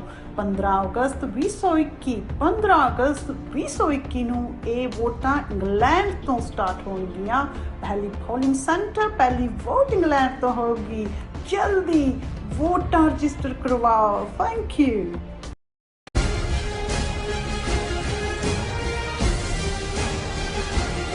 ਦਰਸ਼ਕੋ, ਬ੍ਰੇਕ ਤੋਂ ਬਾਅਦ ਤੁਹਾਡਾ ਸਭ ਦਾ ਭਰਪੂਰ ਸਵਾਗਤ ਹੈ। ਸੋ ਵਿਊਅਰਸ, ਹੁਣ ਆਪਾਂ ਗੱਲਬਾਤ ਕਰਨ ਜਾ ਰਹੇ ਹਾਂ ਕਿ ਅੱਜ ਤੋਂ ਠੀਕ 76 ਸਾਲ ਪਹਿਲਾਂ 6 ਅਗਸਤ 1945 ਨੂੰ ਅਮਰੀਕਾ ਨੇ ਜਾਪਾਨ ਦੇ ਸ਼ਹਿਰ ਹੀਰੋਸ਼ੀਮਾ ਤੇ ਐਟਮ ਬੰਬ ਸੁੱਟ ਕੇ ਭਾਰੀ ਤਬਾਹੀ ਜਿਹੜੀ ਉਹ ਮਚਾਈ ਸੀ। ਸੋ ਉਸ ਤੋਂ 3 ਦਿਨ ਬਾਅਦ ਨਾਗਾਸਾਕੀ ਸ਼ਹਿਰ ਨੂੰ ਵੀ ਐਟਮ ਬੰਬ ਨਾਲ ਤਬਾਹ ਕਰ ਦਿੱਤਾ ਗਿਆ ਸੀ। ਸੋ ਅੱਜ ਅਸੀਂ ਦੁਨੀਆ ਵਿੱਚ ਦੁਬਾਰਾ ਨਿਊਕਲੀਅਰ ਹਥਿਆਰਾਂ ਦੀ ਜਿਹੜੀ ਦੌੜ ਹੈ ਉਹ ਦੇਖ ਰਹੇ ਹਾਂ। ਵਿਊਅਰਸ, ਇਉਂ ਜਾਪਦਾ ਹੈ ਕਿ ਨਿਊਕਲੀਅਰ ਹਥਿਆਰਾਂ ਨੇ ਸਾਡੀ ਧਰਤੀ ਦੀ ਤਬਾਹੀ ਨਿਸ਼ਚਿਤ ਕਰ ਦਿੱਤੀ ਹੈ। ਸੋ ਇਸ ਬਾਰੇ ਆਪਾਂ ਗੱਲਬਾਤ ਕਰਨ ਜਾ ਰਹੇ ਹਾਂ। ਸੋ ਅਸੀਂ ਚਾਹਾਂਗੇ ਕਿ ਤੁਸੀਂ ਇਸੇ ਤਰ੍ਹਾਂ ਬਣੇ ਰਹਿਣਾ। ਦੇਖਣ, ਸੁਣਨ, ਲਿਖਣ ਲਈ ਤੁਹਾਡਾ ਸਭ ਦਾ ਬਹੁਤ ਬਹੁਤ ਸ਼ੁਕਰੀਆ। ਜੀ ਡਾਕਟਰ ਸਾਹਿਬ, ਕੀ ਕਹਿਣਾ ਚਾਹੋਗੇ? ਦੇਖੋ ਅਕਸਰ ਸਾਡੀ ਕੋਸ਼ਿਸ਼ ਹੁੰਦੀ ਹੈ ਕਿ ਸ਼ੁੱਕਰਵਾਰ ਦੇ ਫਰਾਈਡੇ ਦੇ ਪ੍ਰੋਗਰਾਮਾਂ 'ਚ ਕੁਛ ਨਾ ਕੁਛ ਹਿਸਟਰੀ ਓਰੀਐਂਟਡ ਗੱਲ ਕਰੀਏ। ਹਾਲਾਂਕਿ ਅੱਜ ਸਾਡਾ ਪਹਿਲਾ ਸੈਗਮੈਂਟ ਵੀ ਜਿਹੜਾ ਹੈ ਉਹ ਸਪੋਰਟਸ ਦੀ ਹਿਸਟਰੀ ਔਰ ਕਿਵੇਂ ਉਹਦੇ ਨਾਲ ਜੁੜਿਆ ਹੋਇਆ ਨਸਲਵਾਦ ਜਾਂ ਉਸ ਨਾਲ ਅੱਜ ਭਾਰਤ ਦੇ ਕੰਟੈਕਸਟ 'ਚ ਫਿਰਕੂ ਨਫ਼ਰਤ ਉਸ ਦਾ ਕੀ ਰੋਲ ਰਿਹਾ। ਅੱਛਾ। ਪਰ ਅੱਜ ਉਹ ਦਿਨ ਵੀ ਹੈ ਜਦੋਂ ਕਿ ਠੀਕ 76 ਸਾਲ ਪਹਿਲਾਂ 6 ਅਗਸਤ 1945 ਨੂੰ ਅਮਰੀਕਾ ਨੇ ਆਪਣਾ ਪਹਿਲਾ ਐਟਮ ਬੰਬ ਹੀਰੋਸ਼ੀਮਾ ਜਾਪਾਨ ਦੇ ਸ਼ਹਿਰ ਦੇ ਉੱਤੇ ਸੁੱਟ ਕੇ ਉਹਨੂੰ ਮੁਕੰਮਲ ਤਬਾਹ ਕੀਤਾ ਸੀ। 3 ਦਿਨ ਬਾਅਦ ਫਿਰ 9 ਅਗਸਤ ਨੂੰ ਦੂਸਰਾ ਐਟਮ ਬੰਬ ਨਾਗਾਸਾਕੀ ਸ਼ਹਿਰ ਦੇ ਉੱਤੇ ਸੁੱਟ ਕੇ ਲੱਖਾਂ ਲੋਕਾਂ ਨੂੰ ਉੱਥੇ ਵੀ ਮੁਕੰਮਲ ਤੌਰ ਦੇ ਉੱਤੇ ਖਤਮ ਕੀਤਾ ਸੀ। ਐਨਵਾਇਰਨਮੈਂਟ, ਪਲਾਂਟਸ, ਐਨੀਮਲਸ, ਔਰ ਉਹ ਤਬਾਹੀ ਦਾ ਮੰਜ਼ਰ ਅੱਜ ਵੀ ਜਦੋਂ ਅਸੀਂ ਇਹ ਗੱਲ 76 ਸਾਲ ਬਾਅਦ ਕਰ ਰਹੇ ਤੇ ਕੀ ਇਸ ਸਾਰੇ ਤੋਂ ਬਾਅਦ ਇਸ 76 ਸਾਲ 'ਚ ਸਾਡਾ ਇਨਸਾਨੀ ਸਮਾਜ ਕਿੱਥੋਂ ਕਿੱਥੇ ਪਹੁੰਚਿਆ, ਕੀ ਅਸੀਂ ਕੋਈ ਸਬਕ ਸਿੱਖਿਆ। ਔਰ ਉਹੀ ਅਮਰੀਕਾ ਜਿਹੜਾ ਕਿ ਬਾਕੀਆਂ ਨੂੰ ਜਿਹੜਾ ਉਸਨੇ ਅੱਜ ਵੀ ਉਹ ਨਾਰਥ ਕੋਰੀਆ ਹੋਏ ਜਾਂ ਕਿਸੇ ਹੱਦ ਤੱਕ ਪਾਕਿਸਤਾਨ ਦੇ ਉੱਤੇ ਜਦੋਂ ਵੀ ਹੁੰਦਾ ਹੈ ਨਿਊਕਲੀਅਰ ਨੂੰ ਲੈ ਕੇ ਜਿਹੜਾ ਉਹ ਪਾਬੰਦੀਆਂ ਦੀ ਗੱਲ ਔਰ ਫਿਕਰ ਦਾ ਇਜ਼ਹਾਰ ਕੀਤਾ ਜਾਂਦਾ ਹੈ। ਸੋ ਇਹ ਵੀ ਦੇਖਣਾ ਜਾਂ ਸਮਝਣਾ ਜ਼ਰੂਰੀ ਹੈ ਕਿ ਅੱਜ ਤੱਕ ਇਨਸਾਨੀ ਤਾਰੀਖ ਦੇ ਵਿੱਚ ਇੱਕੋ ਇੱਕ ਮੁਲਕ ਨੇ ਨਿਊਕਲੀਅਰ ਹਥਿਆਰ ਇਸਤੇਮਾਲ ਕੀਤੇ ਨੇ, ਉਹ ਅਮਰੀਕਾ ਹੈ। ਔਰ ਕਿਤੇ ਵੀ ਉਹਨਾਂ ਹਾਲਾਤਾਂ 'ਚ ਜਦੋਂ ਕਿ ਇਸ ਦੇ ਉੱਤੇ ਵੱਡੀ ਡਿਬੇਟ ਹੈ, ਹਾਲਾਂਕਿ ਹਿਸਟੋਰੀਅਨਸ ਦੋ ਹਿੱਸਿਆਂ ਦੇ ਵਿੱਚ ਵੰਡੇ ਹੋਏ ਨੇ ਕਿ ਕੀ ਜੇ ਵਾਰ ਸੈਕੰਡ ਵਰਲਡ ਵਾਰ ਜਾਂ ਲੀਡ ਉਸ ਦਾ ਮੁਲਕ ਤਾਂ ਜਰਮਨੀ ਸੀ ਔਰ ਜਰਮਨੀ ਨੇ ਕਿਵੇਂ ਜਿਹੜਾ ਉਹ ਯੂਰਪ ਦੇ ਉੱਤੇ ਆ ਕੇ ਤਬਾਹੀ ਮਚਾਈ ਔਰ ਕਿਵੇਂ ਸਾਰੀ ਪਰਸੀਕਿਊਸ਼ਨ ਜਿਹੜੀ ਯਹੂਦੀਆਂ ਦੇ ਨਾਲ ਜੁੜੀ ਹੋਈ ਹੈ, ਜਿਪਸੀਆਂ ਨਾਲ ਜੁੜੀ ਹੋਈ ਹੈ, ਉਹ ਜਰਮਨਸ ਨੇ ਕੀਤੀ। ਤੇ ਜਦੋਂ ਬੰਬ ਸੁੱਟੇ ਗਏ ਜਾਪਾਨ ਦੇ ਉੱਤੇ ਸੁੱਟੇ ਗਏ।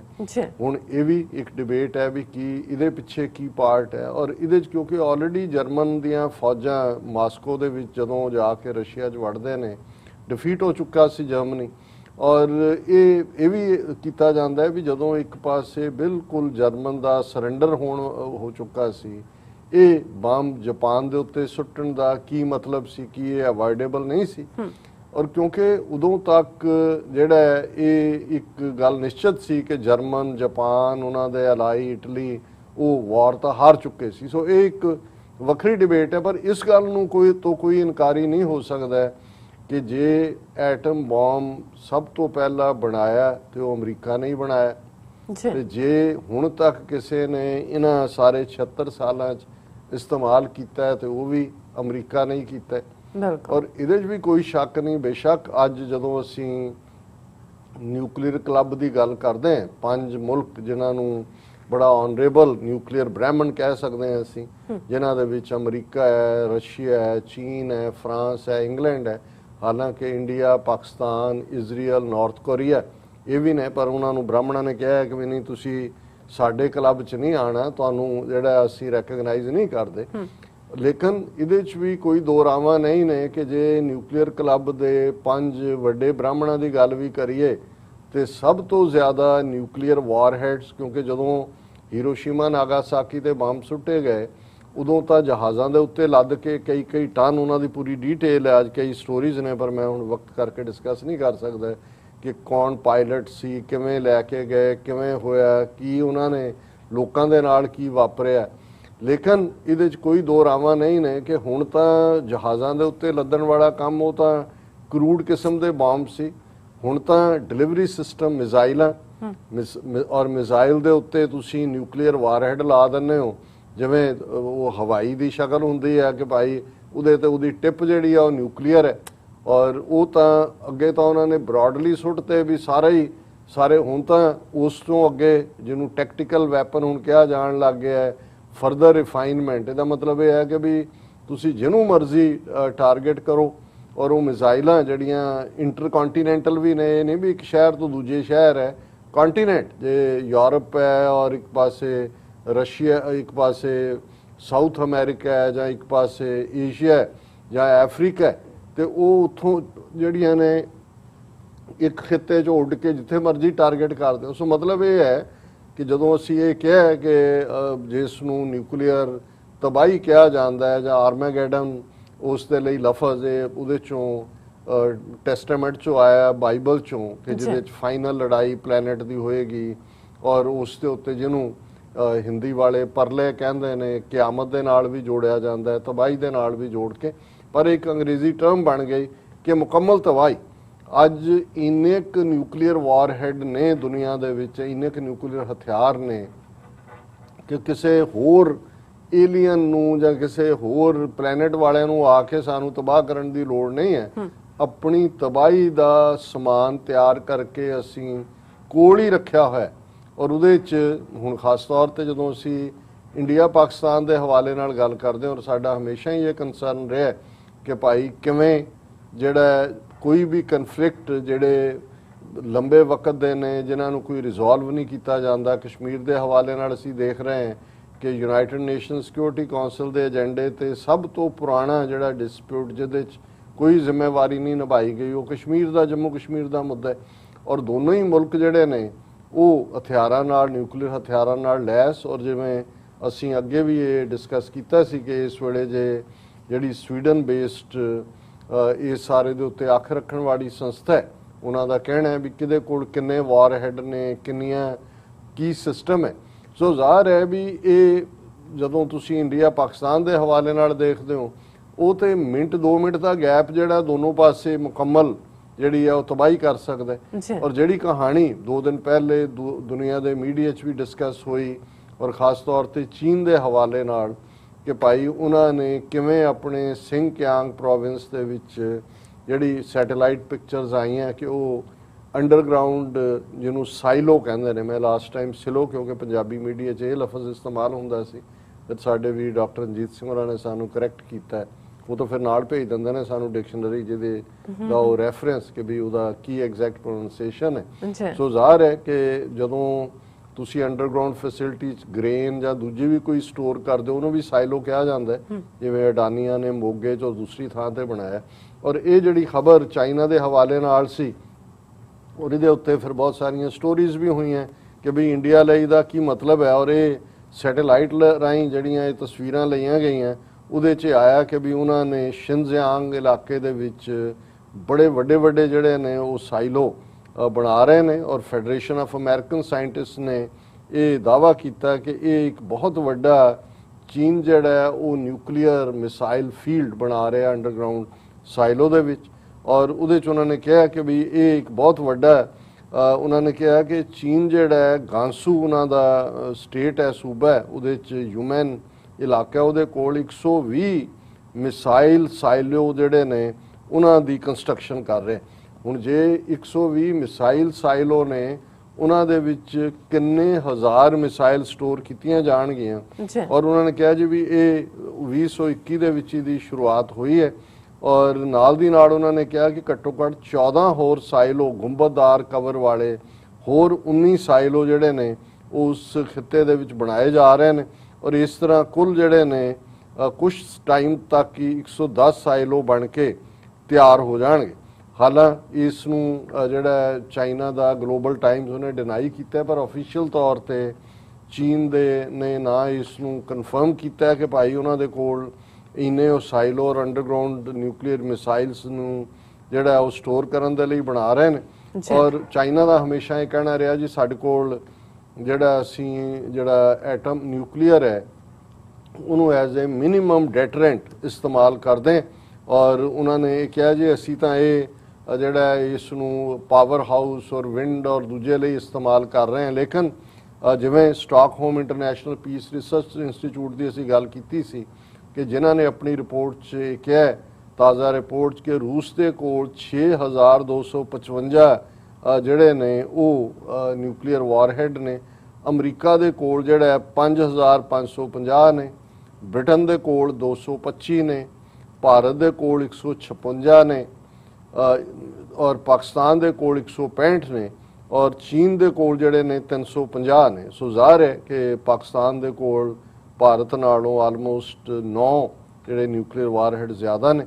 ਹੁਣ ਇਸ ਸਾਰੇ ਦੇ ਚਲਦੇ ਆ ਜਦੋਂ ਇਹ ਸਾਹਮਣੇ ਆ ਰਿਹਾ ਕਿ ਭਾਈ ਇਸ ਲੈਵਲ ਦੇ ਉੱਤੇ ਜੇ ਚਾਈਨਾ ਆਪਣੇ ਨਿਊਕਲੀਅਰ ਪ੍ਰੋਗਰਾਮ ਨੂੰ ਔਰ ਮਿਸਾਈਲ ਨੂੰ ਕਿ ਉਹਨਾਂ ਨੇ ਈਵਨ ਇੰਨੇ ਵੱਡੇ ਪੈਮਾਨੇ ਦੀ ਸਟੋਰੇਜ ਦੇ ਲਈ ਸਾਈਲੋ ਤਿਆਰ ਕੀਤੇ ਨੇ ਤੇ ਇਹ ਜ਼ਾਹਰ ਹੈ ਕਿ ਅਸੀਂ ਉਸੇ ਪਾਸੇ ਵੱਲ ਵੱਧ ਰਹੇ ਹਾਂ। ਜਦੋਂ ਅਸੀਂ ਇਹ ਕਿਹਾ ਕਿ ਇਹ ਨਿਊਕਲੀਅਰ ਕਿਆਮਤ ਦਾ ਸਮਾਨ ਅਸੀਂ ਖੁਦ ਹੀ ਤਿਆਰ ਕਰਕੇ ਬੈਠੇ ਹਾਂ, ਬੇਸ਼ੱਕ ਇਹਨਾਂ 76 ਸਾਲਾਂ 'ਚ ਦੁਬਾਰਾ ਕੋਈ ਉਸ ਕਿਸਮ ਦੀ ਵੱਡੀ ਜੰਗ ਨਹੀਂ ਹੋਈ, ਪਰ ਹੁਣ ਜੋ ਹਾਲਾਤ ਸਾਡੇ ਖਿੱਤੇ 'ਚ ਬਣ ਰਹੇ ਨੇ, ਜੋ ਅਮਰੀਕਾ ਔਰ ਚਾਈਨਾ ਔਰ ਅੱਜ ਚਾਈਨਾ ਰਸ਼ੀਆ ईरान ਉਹ ਇੱਕ ਪਲੇਟਫਾਰਮ ਤੇ ਨੇ ਔਰ ਦੂਸਰੇ ਪਾਸੇ ਅਸੀਂ ਦੇਖ ਰਹੇ ਹਾਂ ਕਿ ਭਾਰਤ ਜਿਹੜਾ ਹੈ ਉਹ ਅਮਰੀਕਾ ਦੇ ਜਹਾਜ਼ ਤੇ ਚੜ੍ਹ ਕੇ ਕੁਆਡ ਦੇ ਥੱਲੇ ਆਸਟ੍ਰੇਲੀਆ ਜਾਪਾਨ ਔਰ ਅਮਰੀਕਾ ਔਰ ਇੰਡੀਆ ਜ਼ਾਹਰ ਹੈ ਉਹ ਕਿਸ ਡਾਇਰੈਕਸ਼ਨ 'ਚ ਜਾ ਰਹੇ ਨੇ।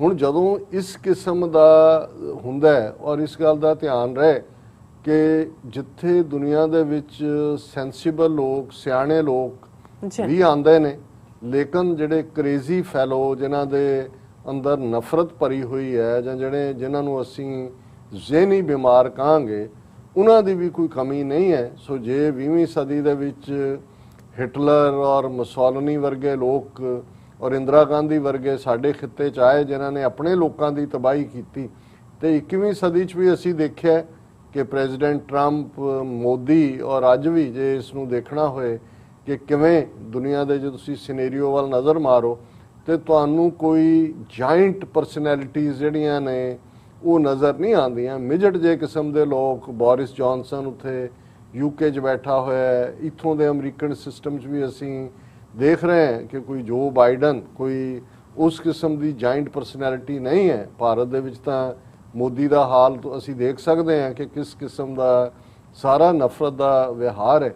ਤੇ ਜਦੋਂ ਇਸ ਸਭ ਦੇ ਚਲਦੇ ਆ ਇਹ ਨਿਊਕਲੀਅਰ ਇਨਾ ਜਿਹੜਾ ਉਹ ਜ਼ਖੀਰਾ ਚਾਰ 'ਚ ਫਿਰ ਇਕੱਠਾ ਹੋ ਰਿਹਾ, ਸੋ ਸੂਨਰ ਔਰ ਲੇਟਰ ਅਸੀਂ ਉਸੇ ਡਾਇਰੈਕਸ਼ਨ ਵੱਲ ਵੱਧ ਰਹੇ ਹਾਂ। ਫਿਰ ਬੇਸ਼ੱਕ ਇਹਨੂੰ ਅਸੀਂ ਅਕਾਲ ਪੁਰਖ ਦੀ ਵੱਡੀ ਖੇਡ ਦੇ ਵਿੱਚ ਹੀ ਦੇਖਦੇ ਹਾਂ ਕਿ ਭਾਈ ਕਈ ਵਾਰ ਪਸਰਿਓ ਪਾਸਾਰਾ ਕਿ ਕਈ ਵਾਰ ਕ੍ਰੀਏਸ਼ਨ ਹੁੰਦੀ ਹੈ, ਡਿਸਟਰਕਸ਼ਨ ਹੁੰਦੀ ਹੈ, ਪਰ ਕੋਈ ਹੋਰ ਰੀਜ਼ਨ ਡਿਸਟਰਕਟ ਕਰਨ ਉਹ ਤਾਂ ਸਮਝ ਆ ਸਕਦਾ ਹੈ। ਕੋਵਿਡ-19 ਦੇ ਚਲਦੇ ਆ ਅਸੀਂ ਉਸ ਡਿਸਟਰਕਸ਼ਨ ਦੇਖੀ, ਲੱਖਾਂ ਲੋਕਾਂ ਦੀਆਂ ਜ਼ਿੰਦਗੀਆਂ ਜਾਂਦੀਆਂ, ਪਰ ਆਪਣੀ ਤਬਾਹੀ ਦਾ ਆਪ ਸਮਾਨ ਤਿਆਰ ਕਰਕੇ ਉਸੇ ਹੀ ਸੁੱਕੇ ਬਾਰੂਦ ਦੇ ਉੱਤੇ ਅਸੀਂ ਬੈਠੇ ਹੋਏ ਹਾਂ ਜਿਹਨੂੰ ਸਾਡੇ ਹੀ ਆਪਣੇ ਕਿਸੇ ਨੇ ਤੀਲੀ ਲਾਣੀ ਹੈ। ਸੋ ਅਸੀਂ ਜਦੋਂ ਇਸ ਅੱਜ ਦੇ ਦਿਨ ਨੂੰ ਯਾਦ ਕਰ ਰਹੇ ਹਾਂ, ਫਿਰ ਸਾਡੀਆਂ ਮਨ ਦੀਆਂ ਅੱਖਾਂ ਸਾਹਮਣੇ 76 ਸਾਲ ਪਹਿਲਾਂ ਹੀਰੋਸ਼ੀਮਾ ਔਰ ਨਾਗਾਸਾਕੀ ਦੇ ਉਹ ਲੱਖਾਂ ਲੋਕ ਜਿਹੜੇ ਨੀਂਦ ਦੇ ਵਿੱਚ ਹੀ ਸੁੱਤਿਆਂ ਸੌਂ ਗਏ, ਚਾਰ ਚੁਫੇਰੇ ਬਰਬਾਦੀ, ਔਰ ਜਿਹੜੇ ਸਰਵਾਈਵ ਵੀ ਕੀਤੇ ਉਹ ਕਿਹਨਾਂ ਬਿਮਾਰੀਆਂ 'ਚੋਂ ਗੁਜ਼ਰੇ, ਔਰ ਜਨਰੇਸ਼ਨ ਆਫਟਰ ਜਨਰੇਸ਼ਨ ਜਿਹਨੂੰ ਅਸੀਂ ਜੈਨੇਟਿਕ ਬਰਥ ਡਿਫੈਕਟਸ ਕਹਿੰਦੇ ਆ, ਵਿੰਗੇ ਟੇਢੇ ਬੱਚਿਆਂ ਦਾ ਜੰਮਣਾ, ਕੋਈ ਅੰਨ੍ਹਾ ਹੈ, ਕਿਸੇ ਦਾ ਕੋਈ ਅੰਗ ਨਹੀਂ ਹੈ, ਕੋਈ ਦੂਜਾ, ਇਹ ਨਿਊਕਲੀਅਰ ਤਬਾਹੀ ਦਾ ਮੰਜ਼ਰ ਜ਼ਮਾਨੇ ਨੇ ਦੇਖਿਆ ਹੋਇਆ ਹੈ। ਲੇਕਿਨ ਅਸੀਂ ਇਸ ਸਾਰੇ ਤੋਂ ਐਜ਼ ਏ ਹਿਊਮਨ ਬੀਇੰਗਸ ਕੁਛ ਨਹੀਂ ਸਿੱਖਿਆ ਹੈ। ਜੀ ਡਾਕਟਰ ਸਾਹਿਬ, ਤੁਹਾਡਾ ਬਹੁਤ ਬਹੁਤ ਸ਼ੁਕਰੀਆ। ਸੋ ਇੱਥੇ ਲੈਣੇ ਬ੍ਰੇਕ ਫਿਊਅਰਸ, ਤੁਸੀਂ ਨਾਲ ਇਸੇ ਤਰ੍ਹਾਂ ਜੁੜੇ ਰਹਿਣਾ। ਮਿਲਦੇ ਹਾਂ ਛੋਟੇ ਜਿਹੇ ਬ੍ਰੇਕ ਤੋਂ ਬਾਅਦ।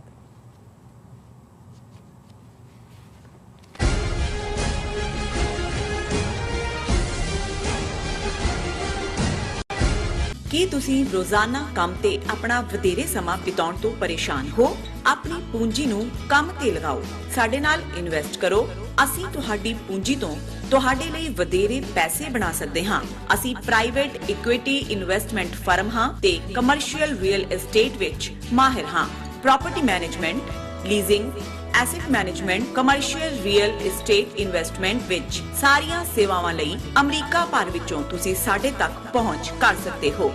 ਆਜ਼ਾਦ ਕਮਰਸ਼ੀਅਲ ਰੀਅਲਟੀ ਸਰਵਿਸਿਜ਼ ਤੇ Azad family trust, 701 north post oak road, suite number 204, Houston, Texas. ਤੁਸੀਂ ਸਾਨੂੰ ਸਾਡੇ ਫੋਨ ਨੰਬਰ 7136861277 ਤੇ ਵੀ ਸੰਪਰਕ ਕਰ ਸਕਦੇ ਹੋ। Azad commercial realty services. Signature truck service route 81 ਉੱਤੇ ਐਗਜ਼ਿਟ 235 ਤੇ ਟਰੱਕਰ ਵੀਰਾਂ ਲਈ 24 ਘੰਟੇ ਰੋਡ ਸਰਵਿਸ ਦੀ ਸੁਵਿਧਾ ਮੌਜੂਦ। Heavy duty repair, oil change, ਪੁਰਾਣੇ ਅਤੇ ਨਵੇਂ tyre, computer diagnostic, DPF cleaning, brake service ਜਾਂ ਰਸਤੇ ਵਿੱਚ ਆਈ ਹਰ ਤਰ੍ਹਾਂ ਦੀ ਰਿਪੇਅਰ ਪ੍ਰੋਫੈਸ਼ਨਲ ਟੀਮ ਵੱਲੋਂ ਕੀਤੀ ਜਾਂਦੀ ਹੈ। ਬ੍ਰੇਕਫਾਸਟ, ਲੰਚ ਅਤੇ ਡਿਨਰ ਲਈ ਪੰਜਾਬੀ ਢਾਬੇ ਦਾ ਆਨੰਦ ਵੀ ਮਾਣੋ। ਡਰਾਈਵਰ ਅਤੇ ਟਰੱਕ ਆਪਰੇਟਰ ਵੀਰ ਡਿਸਪੈਚ ਦੀ ਸਰਵਿਸ ਲਈ ਸਾਡੇ ਨਾਲ ਸੰਪਰਕ ਕਰਨ। Signature truck service 58 triangle drive, Weyers Cave, Virginia 24486।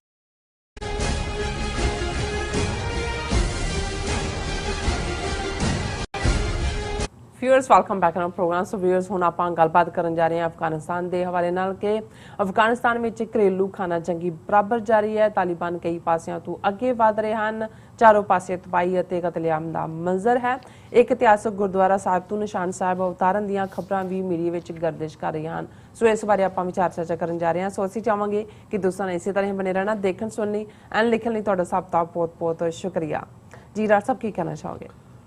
ਦੇਖੋ, ਅਸੀਂ ਰੋਜ਼ਾਨਾ ਗੱਲਬਾਤ ਕਰਦੇ ਹਾਂ ਔਰ ਜੋ ਸਾਡਾ ਖਦਸ਼ਾ ਰਿਹਾ, ਸਾਡਾ ਹੀ ਨਹੀਂ, ਹਰ ਕੋਈ ਜਿਹੜਾ ਉਸ ਹਾਲਤ ਦੇ ਉੱਤੇ ਨਜ਼ਰ ਰੱਖ ਕੇ ਬੈਠਾ, ਉਹਨੂੰ ਨਜ਼ਰ ਆ ਰਿਹਾ ਹੈ ਕਿ ਡਾਇਰੈਕਸ਼ਨ ਕੀ ਹੈ ਜੀ। ਕਿਉਂਕਿ ਇਹਦੇ ਬਾਵਜੂਦ ਕਿ ਪੀਸ ਨੈਗੋਸ਼ੀਏਸ਼ਨ ਜਿਹੜੀ ਅਮਰੀਕਾ ਔਰ ਤਾਲਿਬਾਨ ਵਿਚਾਲੇ ਹੋਈ, ਅਜੇ ਵੀ ਦੋਹਾ ਦੇ ਵਿੱਚ ਉਹਨਾਂ ਦੀਆਂ ਟੀਮਾਂ ਬੈਠੀਆਂ ਗੱਲਬਾਤ ਕਰ ਰਹੀਆਂ ਨੇ।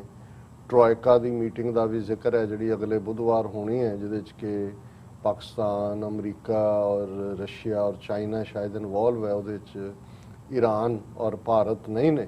ਔਰ ਲੇਕਿਨ ਜੋ ਗਰਾਊਂਡ ਦੇ ਉੱਤੇ ਹਾਲਤ ਹੈ ਉਸ ਤੋਂ ਇਹ ਨਜ਼ਰ ਆਉਂਦਾ ਹੈ ਵੀ ਜਿਹਨੂੰ ਅਸੀਂ ਛੁਤਰ ਬੇਮੁਹਾਰ ਕਹਿੰਦੇ।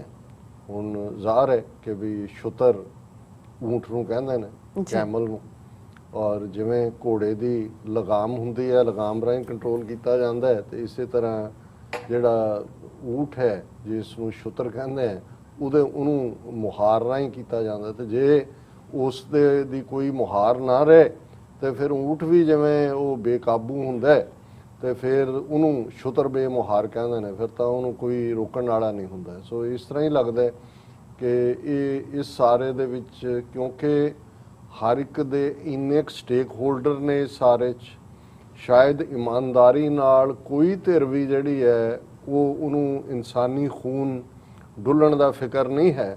ਉਹ ਆਪਣੇ ਆਪਣੇ ਲਾਭ, ਆਪਣੇ ਆਪਣੇ ਫਾਇਦੇ ਉਹਨਾਂ ਨੂੰ ਕੈਲਕੂਲੇਟ ਕਰ ਰਹੇ ਨੇ ਤੇ ਨਤੀਜਾ ਸਾਹਮਣੇ ਹੈ ਕਿ ਆਮ ਲੋਕ ਸਫਰ ਕਰ ਰਹੇ ਨੇ। ਸਿਚੁਏਸ਼ਨ ਆਊਟ ਆਫ ਕੰਟਰੋਲ ਜਾ ਰਹੀ ਹੈ ਔਰ ਇਹਦੇ ਤਾਂ ਕੋਈ ਸ਼ੱਕ ਨਹੀਂ ਹੈ। ਜਦੋਂ ਅਸੀਂ ਤਾਲਿਬਾਨ ਦੀ ਜਿਹੜੀ ਹੈ ਉਹ ਫਾਈਟਿੰਗ ਦੇਖਦੇ ਹਾਂ ਤੇ ਉਹਨਾਂ ਨੇ ਜੇ ਆਲਰੇਡੀ ਅਮਰੀਕਾ ਨੇ ਫਰਵਰੀ 2020 'ਚ ਉਹਨਾਂ ਦੇ ਨਾਲ ਹੀ ਸਮਝੌਤਾ ਕੀਤਾ ਸੀ ਤੇ ਉਹਨਾਂ ਨੇ, ਅਮਰੀਕਾ ਨੇ ਦੇਖ ਲਿਆ ਸੀ ਕਿ ਭਾਈ ਇੱਥੇ ਜਿਹੜਾ ਹੈ ਉਹ 20 ਸਾਲ 1.5 ਲੱਖ ਤੋਂ 2 ਲੱਖ ਤੱਕ ਵੀ ਫੌਜ ਰਹੀ ਇੱਕ ਸਟੇਜ ਤੇ ਨੈਟੋ ਦੀ। ਉਹਨਾਂ ਕੋਲ ਲੇਟੈਸਟ ਇਕਵਿਪਮੈਂਟ, ਹਵਾਈ ਪਾਵਰ, ਗਰਾਊਂਡ ਦੇ ਉੱਤੇ billions of dollar, 2-3 trillion dollar America ਨੇ ਖਰਚ ਕੀਤੇ ਨੇ। 3 ਲੱਖ ਤੋਂ ਜ਼ਿਆਦਾ ਅਫਗਾਨ ਫੌਜ ਖੜੀ ਕੀਤੀ ਜਿਹਨਾਂ ਨੂੰ 15-20 ਸਾਲ ਟ੍ਰੇਨਡ ਕੀਤਾ ਹੈ, ਲੇਟੈਸਟ ਇਕਵਿਪਮੈਂਟ ਹੈ। ਸੋ ਉਹਨਾਂ ਨੇ ਵੀ ਗਿਵ ਅਪ। ਪਰ ਜਿਸ ਅੰਦਾਜ਼ ਦੇ ਵਿੱਚ ਇਹ ਸਾਰੀ ਹਿਸਟ ਦੇ ਨਾਲ ਵਿਦਡਰਾਅਲ ਵੀ ਹੋਈ, ਔਰ ਜਿਹੜਾ ਮੈਂ ਸਮਝਦਾ ਹਾਂ ਵੀ ਜੇ ਅੱਜ ਇਸ ਮੁਕਾਮ ਤੱਕ ਗੱਲ ਪਹੁੰਚੀ ਹੈ, ਔਰ ਜਿਵੇਂ ਕੱਲ੍ਹ ਅਸੀਂ ਜ਼ਿਕਰ ਕੀਤਾ ਸੀ ਕਿ ਮੋਇਦ ਯੂਸਫ ਜਿਹੜੇ ਸਿਕਿਉਰਿਟੀ ਐਡਵਾਈਜ਼ਰ ਨੇ, ਉਹਨਾਂ ਨੇ ਆਪਣੇ ਇੰਟਰਵਿਊ 'ਚ ਕਿਹਾ ਕਿ ਭਾਈ ਇਹ ਤਾਂ ਬਾਈਡਨ ਨੇ ਕਾਲ ਕਰਨੀ ਵੀ ਨਹੀਂ ਅਜੇ ਤੱਕ ਕੀਤੀ ਹੈ, ਇੰਨਾ ਚਿਰ ਹੋ ਗਿਆ। ਉਹਨਾਂ ਵੀ ਸਟੇਟ ਡਿਪਾਰਟਮੈਂਟ ਗਿਆ ਜੀ 70 ਹੋਰ ਨੇ ਹੈਡ ਆਫ ਸਟੇਟਸ ਜਿਨ੍ਹਾਂ ਨੂੰ ਨਹੀਂ ਕੀਤੀ। ਸੋ ਮੈਂ ਸਮਝਦਾ ਹਾਂ ਵੀ ਜੇ ਸੱਚ, ਔਰ ਉਹਦਾ ਸ਼ਾਇਦ ਇੱਕ ਵੱਡਾ ਕਾਰਨ ਜਿਹੜਾ ਅਸੀਂ ਹਮੇਸ਼ਾ ਹੀ ਇਸ ਨੂੰ ਸਮਝ ਸਕਦੇ ਹਾਂ, ਭਾਰਤ ਦਾ ਰੋਲ।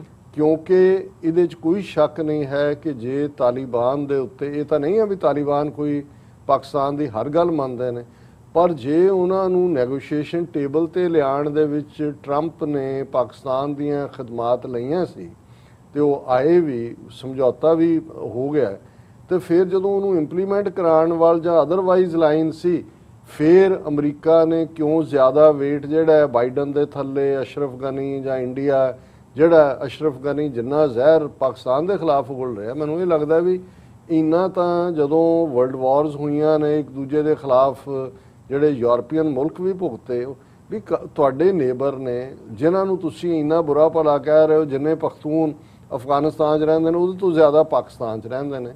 ਪਾਕਿਸਤਾਨ ਦੀ ਫੌਜ ਇਕੱਲੀ ਪੰਜਾਬੀਆਂ ਦੀ ਤਾਂ ਨਹੀਂ ਹੈ, ਪੰਜਾਬੀਆਂ ਤੋਂ ਬਾਅਦ ਨੰਬਰ 2 ਦੇ ਉੱਤੇ ਸਭ ਤੋਂ ਜ਼ਿਆਦਾ ਪਖਤੂਨ ਨੇ, ਵੱਡੇ ਵੱਡੇ ਜਰਨੈਲ ਉਹਨਾਂ ਦੇ ਰਹੇ ਨੇ, ਔਰ ਇਮਰਾਨ ਖਾਨ ਖੁਦ ਜਿਹੜਾ ਉਹ ਪਠਾਨ ਹੈ, ਇਸ ਤੋਂ ਪਹਿਲਾਂ ਯਹੀਆ ਖਾਨ, ਅਯੂਬ ਖਾਨ, ਤੁਸੀਂ ਉਹਨਾਂ ਸਾਰਿਆਂ ਦਾ, ਔਰ ਇੰਨੀ ਨਫ਼ਰਤ ਇਸ ਹੱਦ ਤੱਕ ਜਾ ਕੇ ਕਿ ਪਾਕਿਸਤਾਨ ਨੂੰ ਬਿਲਕੁਲ ਜਿਹੜਾ ਉਹ ਕਾਰਨਰ ਕਰਨਾ ਤਾਂ ਦੂਰ ਦੀ ਗੱਲ ਕਿ ਵੀ ਉਹਨੂੰ ਬਿਲਕੁਲ ਮਡ ਸਲਿੰਗਿੰਗ ਤੱਕ ਚਲੇ ਜਾਣਾ।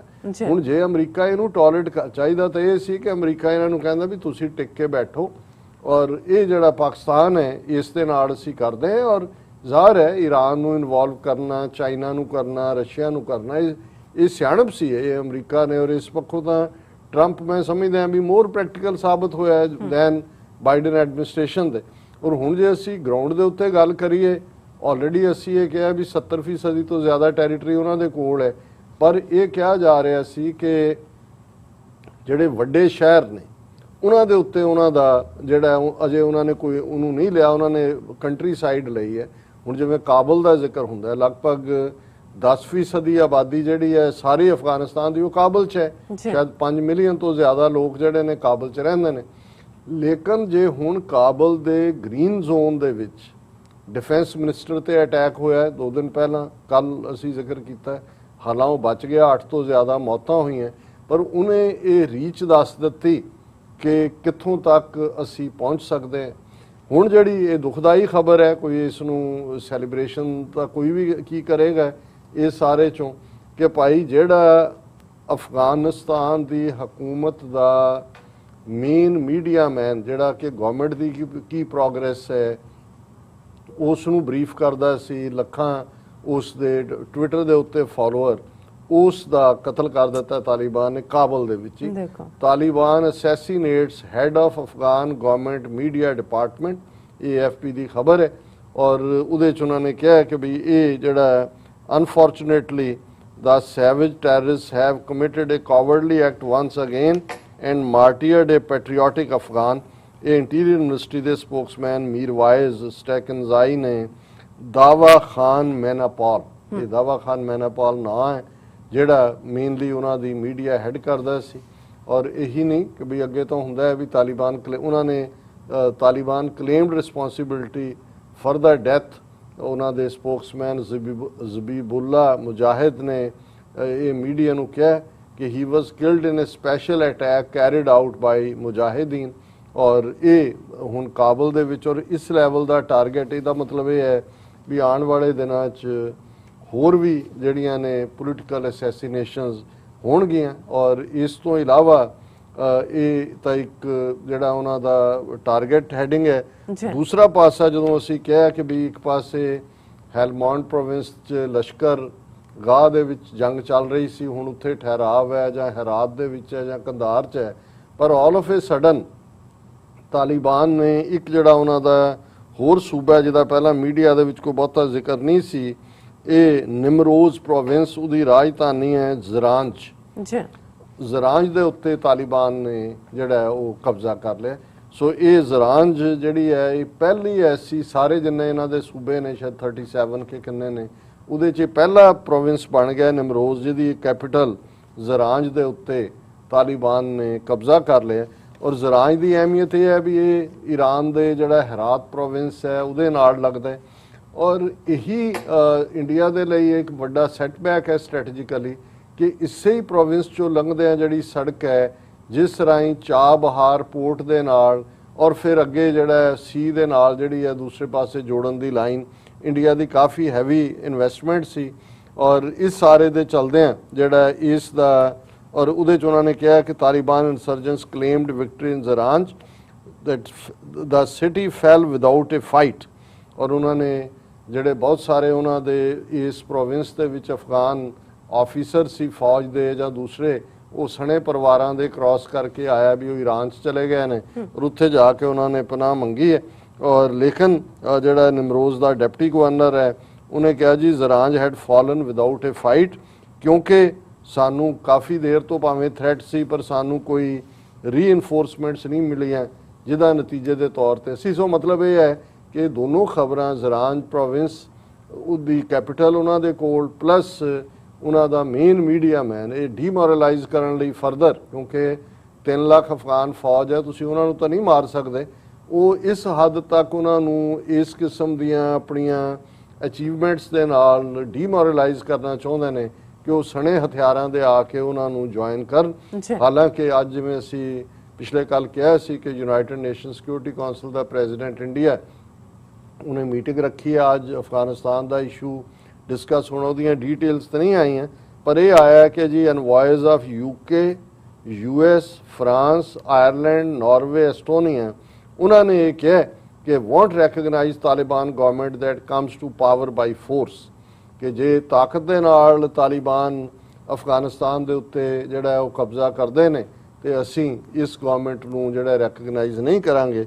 ਪਰ ਇੱਕ ਖਬਰ ਜਿਹੜੀ ਮੀਡੀਆ 'ਚ ਔਰ ਖਾਸ ਤੌਰ ਤੇ ਜਿਹੜਾ ਇਹਨਾਂ ਨੇ RSS ਨੇ ਆਪਣਾ ਭੌਂਕਾ ਦਿੱਲੀ ਦੇ ਵਿੱਚ ਮਨਜਿੰਦਰ ਸਰਸਾ ਰੱਖਿਆ, ਉਹਨੇ ਔਰ ਉਹਦੇ ਰਾਹੀਂ ਫਿਰ ਸਾਰਾ ਮੇਨ ਸਟ੍ਰੀਮ ਮੀਡੀਆ ਔਰ ਈਵਨ ਇੰਡੀਅਨ ਗਵਰਨਮੈਂਟ ਨੇ ਆਫੀਸ਼ੀਅਲੀ ਵੀ ਇਸ ਨੂੰ ਐਜ਼ ਏ ਪ੍ਰੋਟੈਸਟ, ਕਿਉਂਕਿ ਉਹਨਾਂ ਨੂੰ ਹੁਣ ਕੁਛ ਨਾ ਕੁਛ ਚਾਹੀਦਾ ਹੈ ਤਾਂ ਕਿ ਸਿੱਖਾਂ ਨੂੰ ਜਿਹੜਾ ਉਹ ਰੱਖਣ ਪੂਰਾ ਚਾਰਜ ਕਰਕੇ ਇਸ ਦੇ ਲਈ। ਹਾਲਾਂ ਹਕੀਕਤ ਕੀ ਹੈ, ਅਸੀਂ ਕੋਸ਼ਿਸ਼ ਵੀ ਕਰ ਰਹੇ ਹਾਂ ਕਿ ਜਿਹੜੇ ਅਫਗਾਨਿਸਤਾਨ ਦੇ ਕੁਝ ਸਿੱਖ ਜਿਹੜੇ ਪਾਕਿਸਤਾਨ 'ਚ ਬੈਠੇ ਨੇ ਔਰ ਉਹਨਾਂ ਦਾ ਇਸ, ਕਿਉਂਕਿ ਇਹ ਜਿਹੜਾ ਗੁਰਦੁਆਰੇ ਦੇ ਨਾਲ ਇਹ ਸਾਰੇ ਨੂੰ ਜੋੜਿਆ ਜਾ ਰਿਹਾ ਹੈ ਕਿ ਜੀ ਇਹ ਜਿਹੜਾ Taliban accused of removing Nishan Sahib from Gurdwara ਇਨ ਅਫਗਾਨਿਸਤਾਨ, ਔਰ ਇਹ ਉਹਨਾਂ ਦਾ ਜਿਹੜਾ ਗੁਰਦੁਆਰਾ ਟਾਲਾ ਸਾਹਿਬ ਚਮਕਨੀ ਪਖਤੀਆ ਦੇ ਵਿੱਚ ਅਫਗਾਨਿਸਤਾਨ 'ਚ ਹੈ। ਇਹ ਹਿਸਟੋਰੀਕਲ ਗੁਰਦੁਆਰਾ ਹੈ, ਗੁਰੂ ਨਾਨਕ ਸਾਹਿਬ ਨੇ ਵਿਜ਼ਿਟ ਕੀਤਾ। ਜਿਵੇਂ ਅਸੀਂ ਅਕਸਰ ਅਫਗਾਨ ਸਿੱਖਾਂ ਦੇ ਹਵਾਲੇ ਨਾਲ ਵੀ ਗੱਲ ਕਰਦੇ ਹਾਂ ਕਿ ਗੁਰੂ ਨਾਨਕ ਸਾਹਿਬ ਦੀ ਵਿਜ਼ਿਟ ਦੇ ਨਾਲ ਉਹ ਗੁਰਦੁਆਰਾ ਚਸ਼ਮਾ ਸ਼ਾਹੀ ਹੋਏ ਜਲਾਲਾਬਾਦ 'ਚ, ਜਾਂ ਗੁਰਦੁਆਰਾ ਇਹ ਟਾਲਾ ਸਾਹਿਬ ਹੈ, ਜਾਂ ਕਾਬਲ ਦੇ ਵਿੱਚ ਗੁਰੂ ਹਰਰਾਏ ਸਾਹਿਬ ਨਾਲ ਰਿਲੇਟਡ ਔਰ ਦੂਸਰਾ।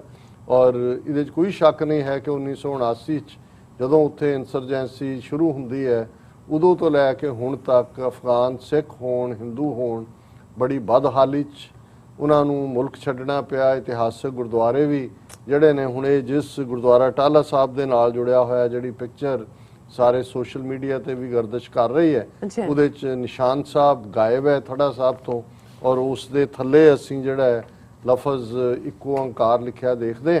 ਔਰ ਲੇਕਿਨ ਇਸ ਦੇ ਵਿੱਚ ਹਾਲਾਂ ਬਹੁਤ ਸਾਰੇ ਮਾਮਲਿਆਂ 'ਚ ਤਾਲਿਬਾਨ ਜਿਹੜੇ ਨੇ ਉਹ ਜਵਾਬ ਨਹੀਂ ਦਿੰਦੇ ਜਾਂ ਰਿਐਕਟ ਨਹੀਂ ਕਰਦੇ, ਪਰ ਇਹ ਜਿਹੜੀ ਮੇਨ ਖਬਰ ਜਿਹੜੀ ਹੈ ਇਸ ਦੇ ਵਿੱਚ ਤਾਲਿਬਾਨ ਨੇ ਇਹ ਡਿਨਾਈ ਕੀਤਾ, ਕਿਉਂਕਿ ਇਹ ਕਿਹਾ ਗਿਆ ਕਿ ਵੀ ਇਹ ਸਾਰੇ ਪਾਸੇ ਜਿਹੜੀ ਹੈ ਔਰ ਇਹ ਮੀਡੀਆ ਨਿਊਜ਼ ਹੈ, though the news has spread worldwide of distressing action of militant organization, Taliban has denied these claims, ਉਹਨਾਂ ਨੇ ਇਨਕਾਰ ਕੀਤਾ ਹੈ। Official spokesperson of Taliban for international media and a member of negotiation team, Sohail Shaheen, spoke to WION News and denied the accusations. He said Taliban is always committed to the rights of minorities in the country. This is their primary policy and by no means can they go against it and hurt the sentiments of Sikhs, though it is still unknown if what Sohail Shaheen said is true.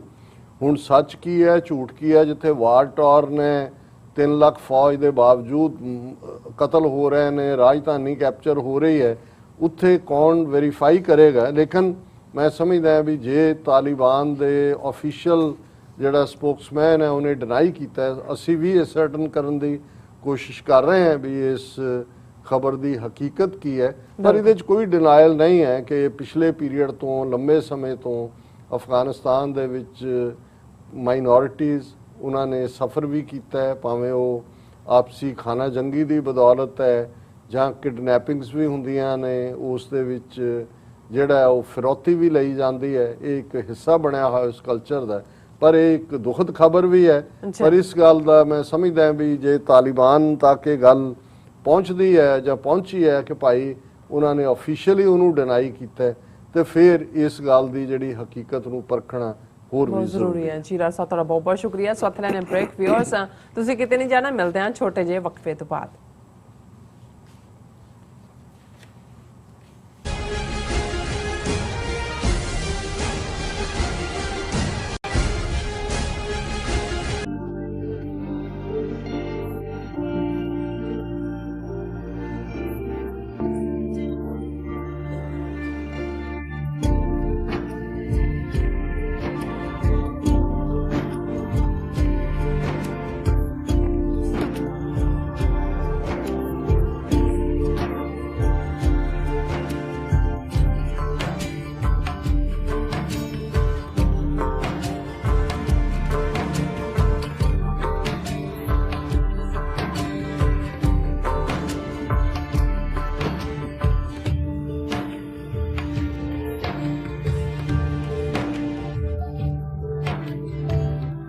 Waheguru ji ਕਾ ਖਾਲਸਾ ਵਾਹਿਗੁਰੂ ਜੀ ਕੀ ਫਤਿਹ। ਮੇਰੇ ਸਾਰੇ ਸੰਸਾਰ ਭਰ ਦੇ ਪੰਜਾਬੀਆਂ ਤੇ ਸਿੱਖ ਭਾਈਚਾਰੇ ਨੂੰ ਬੇਨਤੀ ਹੈ, ਤੁਸੀਂ ਜਲਦੀ ਅੱਜ ਹੀ ਆਪਣੇ ਪੰਜਾਬ ਦੇ ਲਈ the non-government Punjab independence referendum ਦੀਆਂ ਵੋਟਾਂ ਰਜਿਸਟਰ ਕਰਵਾਓ। 15 ਅਗਸਤ 2021 15 ਅਗਸਤ 2021 ਨੂੰ ਇਹ ਵੋਟਾਂ ਇੰਗਲੈਂਡ ਤੋਂ ਸਟਾਰਟ ਹੋਣਗੀਆਂ। ਪਹਿਲੀ ਪੋਲਿੰਗ ਸੈਂਟਰ ਪਹਿਲੀ ਵੋਟ ਇੰਗਲੈਂਡ ਤੋਂ ਹੋਗੀ। ਜਲਦੀ ਵੋਟਾਂ ਰਜਿਸਟਰ ਕਰਵਾਓ। Thank you.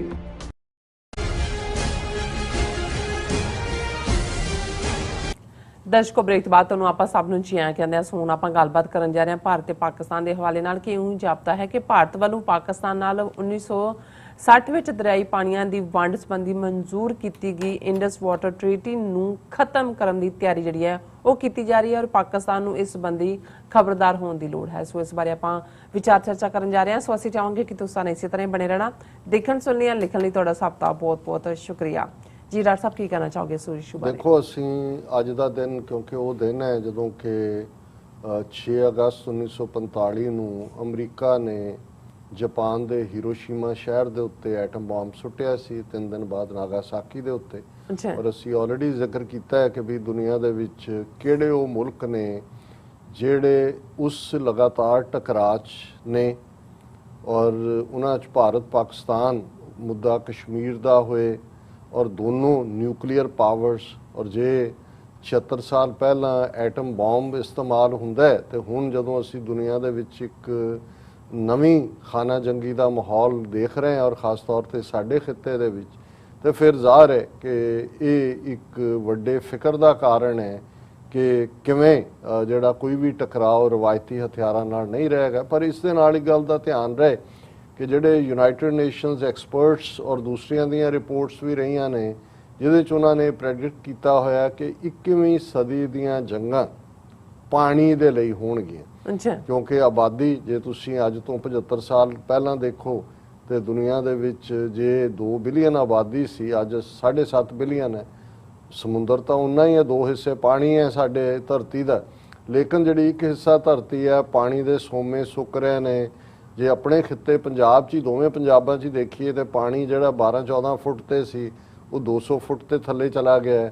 ਸਾਰੇ ਜਿਹੜਾ ਪੀਣ ਵਾਲਾ ਪਾਣੀ ਨਹੀਂ ਹੈ, ਇਰੀਗੇਸ਼ਨ ਲਈ ਵੀ ਜਿਹੜਾ ਪੋਲਿਊਟਡ ਵਾਟਰ ਹੈ। ਹੁਣ ਇਸ ਸਭ ਦੇ ਚੱਲਦੇ ਆ ਔਰ ਇਸ ਗੱਲ ਦਾ ਧਿਆਨ ਰਹੇ, ਭਾਰਤ ਪਾਕਿਸਤਾਨ ਬਣਨ ਤੋਂ ਬਾਅਦ ਜਿਹੜਾ ਪਹਿਲਾ ਟਕਰਾਅ ਦੋਨਾਂ 'ਚ ਹੋਇਆ ਕਸ਼ਮੀਰ ਦੇ ਤੋਂ ਵੀ ਜ਼ਿਆਦਾ ਅਹਿਮੀਅਤ ਵਾਲਾ ਜਿਹੜਾ ਪਹਿਲੀ ਸਟੇਜ ਤੇ ਸੀ ਉਹ ਸੀ ਜਦੋਂ ਭਾਰਤ ਨੇ ਫਿਰੋਜ਼ਪੁਰ ਔਰ ਮਾਧੋਪੁਰ ਹੈਡਵਰਕਸ ਬੰਦ ਕਰ ਦਿੱਤੇ ਸੀ। ਕਿਉਂਕਿ ਸਤਲੁਜ ਦੇ ਉੱਤੇ ਫਿਰੋਜ਼ਪੁਰ ਹੈਡਵਰਕਸ ਹੈ ਔਰ ਰਾਵੀ ਦੇ ਉੱਤੇ ਮਾਧੋਪੁਰ ਹੈ ਔਰ ਉਦੋਂ ਆਲਮੋਸਟ ਆਈਬਾਲ ਟੂ ਆਈਬਾਲ ਟਕਰਾ, ਕਿਉਂਕਿ ਪਾਕਿਸਤਾਨ ਦਾ ਸਾਰਾ ਹੀ ਜਿਹੜਾ ਨਹਿਰੀ ਸਿਸਟਮ ਹੈ ਜਾਂ ਉਹਨਾਂ ਦੀ ਜ਼ਰਾਇਤ ਹੈ ਔਰ ਅੱਜ ਪਾਕਿਸਤਾਨ ਦਾ 65% ਪੰਜਾਬ ਹੈ ਆਬਾਦੀ ਦੇ ਲਿਹਾਜ਼ ਨਾਲ। ਔਰ ਉਦੋਂ ਅਮਰੀਕਾ ਵੱਡੀਆਂ ਪਾਵਰਸ ਇਨਵੋਲਵ ਹੋਈਆਂ, ਵਰਲਡ ਬੈਂਕ ਇਨਵੋਲਵ ਹੋਇਆ ਔਰ ਲੰਬੀ ਡਿਸਕਸ਼ਨ ਤੋਂ ਬਾਅਦ 1960 ਦੇ ਵਿੱਚ ਇੰਡਸ ਵਾਟਰ ਟ੍ਰੀਟੀ ਜਿਹੜੀ ਹੈ ਉਹ ਕਰਾਚੀ ਦੇ ਵਿੱਚ ਸਾਈਨ ਹੋਈ। ਉਦੋਂ ਕੈਪੀਟਲ ਕਰਾਚੀ ਸੀ, ਨਹਿਰੂ ਕਰਾਚੀ ਗਿਆ।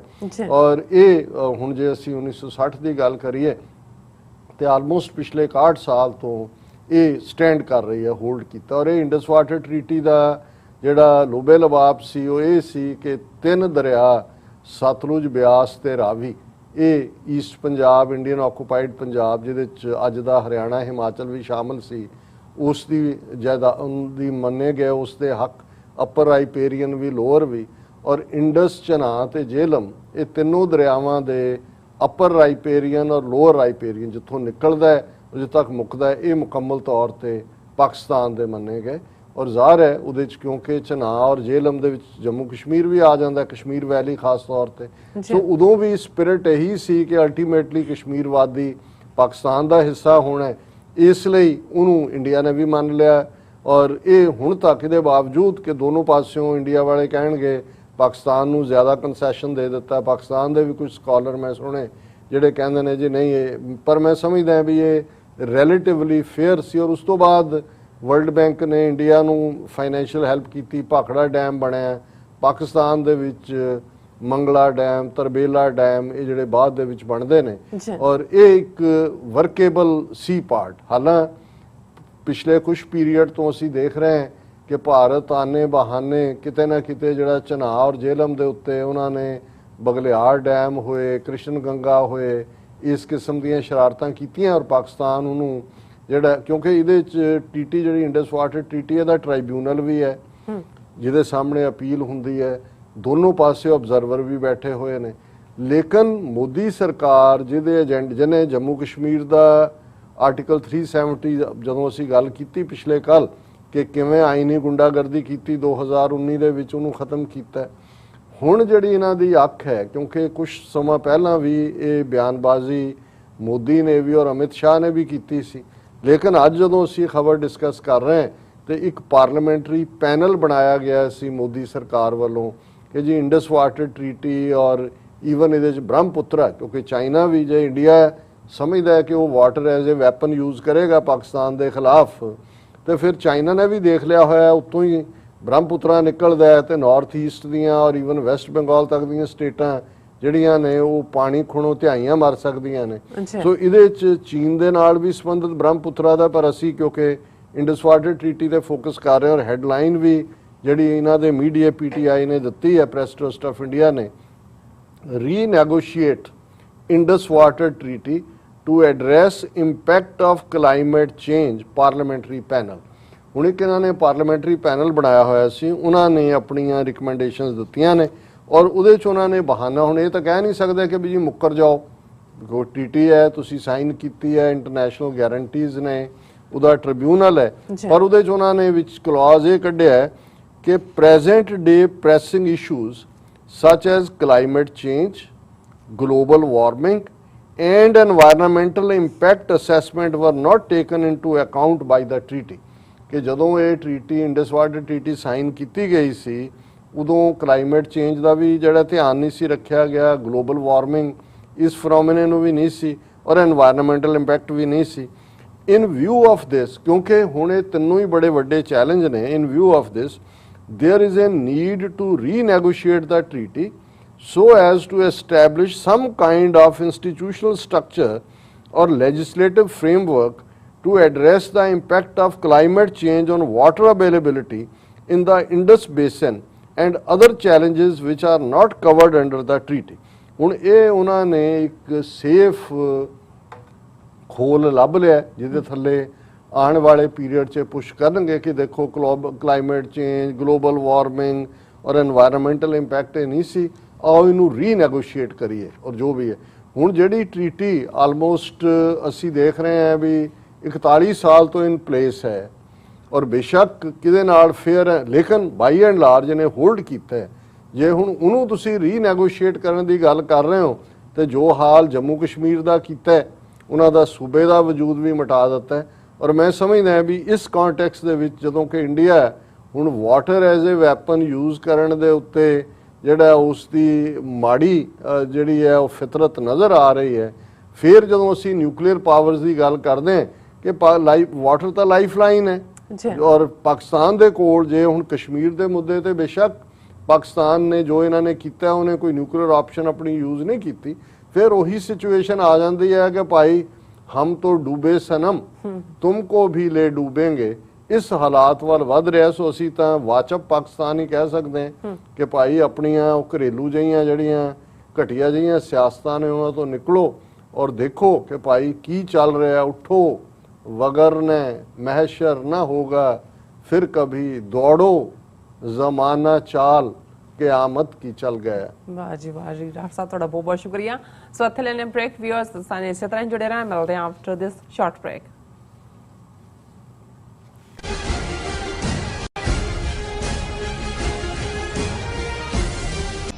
ਕਦੋਂ ਤੱਕ, ਹਾਂ ਕਦੋਂ ਤੱਕ ਅਸੀਂ ਭਾਰਤ ਅਤੇ ਦੁਨੀਆ ਭਰ ਦੇ ਵਿੱਚ ਵਸਦੇ ਸਿੱਖਾਂ ਦੇ ਮਸਲਿਆਂ ਤੇ ਭਾਰਤੀ ਚੈਨਲਾਂ ਦਾ ਝੂਠਾ ਪ੍ਰੋਪੇਗੈਂਡਾ ਬਰਦਾਸ਼ਤ ਕਰਦੇ ਰਹਾਂਗੇ। ਆਓ ਮੇਰੇ ਨਾਲ ਜੁੜੋ ਪ੍ਰੋਗਰਾਮ ਗੁਫ਼ਤਗੂ ਵਿੱਚ, ਸਿੱਖ ਨਜ਼ਰੀਏ ਤੋਂ ਰੋਜ਼ਾਨਾ ਵਾਪਰ ਰਹੀਆਂ ਘਟਨਾਵਾਂ ਦਾ ਵਿਸ਼ਲੇਸ਼ਣ ਕਰੀਏ। ਲਾਈਵ ਕਾਲਸ ਅਤੇ ਈਮੇਲਸ ਰਾਹੀਂ ਇਸ ਪ੍ਰੋਗਰਾਮ ਦਾ ਹਿੱਸਾ ਬਣੋ। ਮੰਡੇ ਟੂ ਫਰਾਈਡੇ ਰਾਤ 9:30 ਵਜੇ ਸਿਰਫ TV 84 ਤੇ। ਕੀ ਤੁਹਾਨੂੰ 30, 40 ਜਾਂ 50 ਦਿਨ ਵੇਟ ਕਰਨੀ ਪੈ ਰਹੀ ਹੈ ਤੁਹਾਡੇ ਚੈੱਕ ਲਈ? ਫਿਰ ਬ੍ਰੋਕਰਾਂ ਪਿੱਛੇ ਭੱਜਦੇ ਫਿਰਦੇ ਹੋ ਪੈਸੇ ਲਈ। ਬਹੁਤ ਜ਼ਿਆਦਾ ਟਾਈਮ ਵੇਸਟ ਹੋ ਜਾਂਦਾ ਇੱਦਾਂ ਤਾਂ। ਜੇ ਤੁਸੀਂ ਅੱਜ ਹੀ ਪੈਸੇ ਲੈਣੇ ਤਾਂ ਬੌਬਟੇਲ ਨੂੰ ਕਾਲ ਕਰੋ। ਬੌਬਟੇਲ ਤੁਹਾਡੀਆਂ ਇਨਵੌਇਸਸ ਸੇਮ ਡੇ ਫੰਡ ਕਰ ਸਕਦੇ ਹਨ for a small fee, no contract, no reserve and no hidden fees। ਅੱਜ ਹੀ ਕਾਲ ਕਰੋ ਬੌਬਟੇਲ ਨੂੰ ਤੇ ਤੁਹਾਡਾ ਪਹਿਲਾ ਮਹੀਨਾ ਫ੍ਰੀ। 410 204 2084 ਅਗੇਨ 410 204 2084।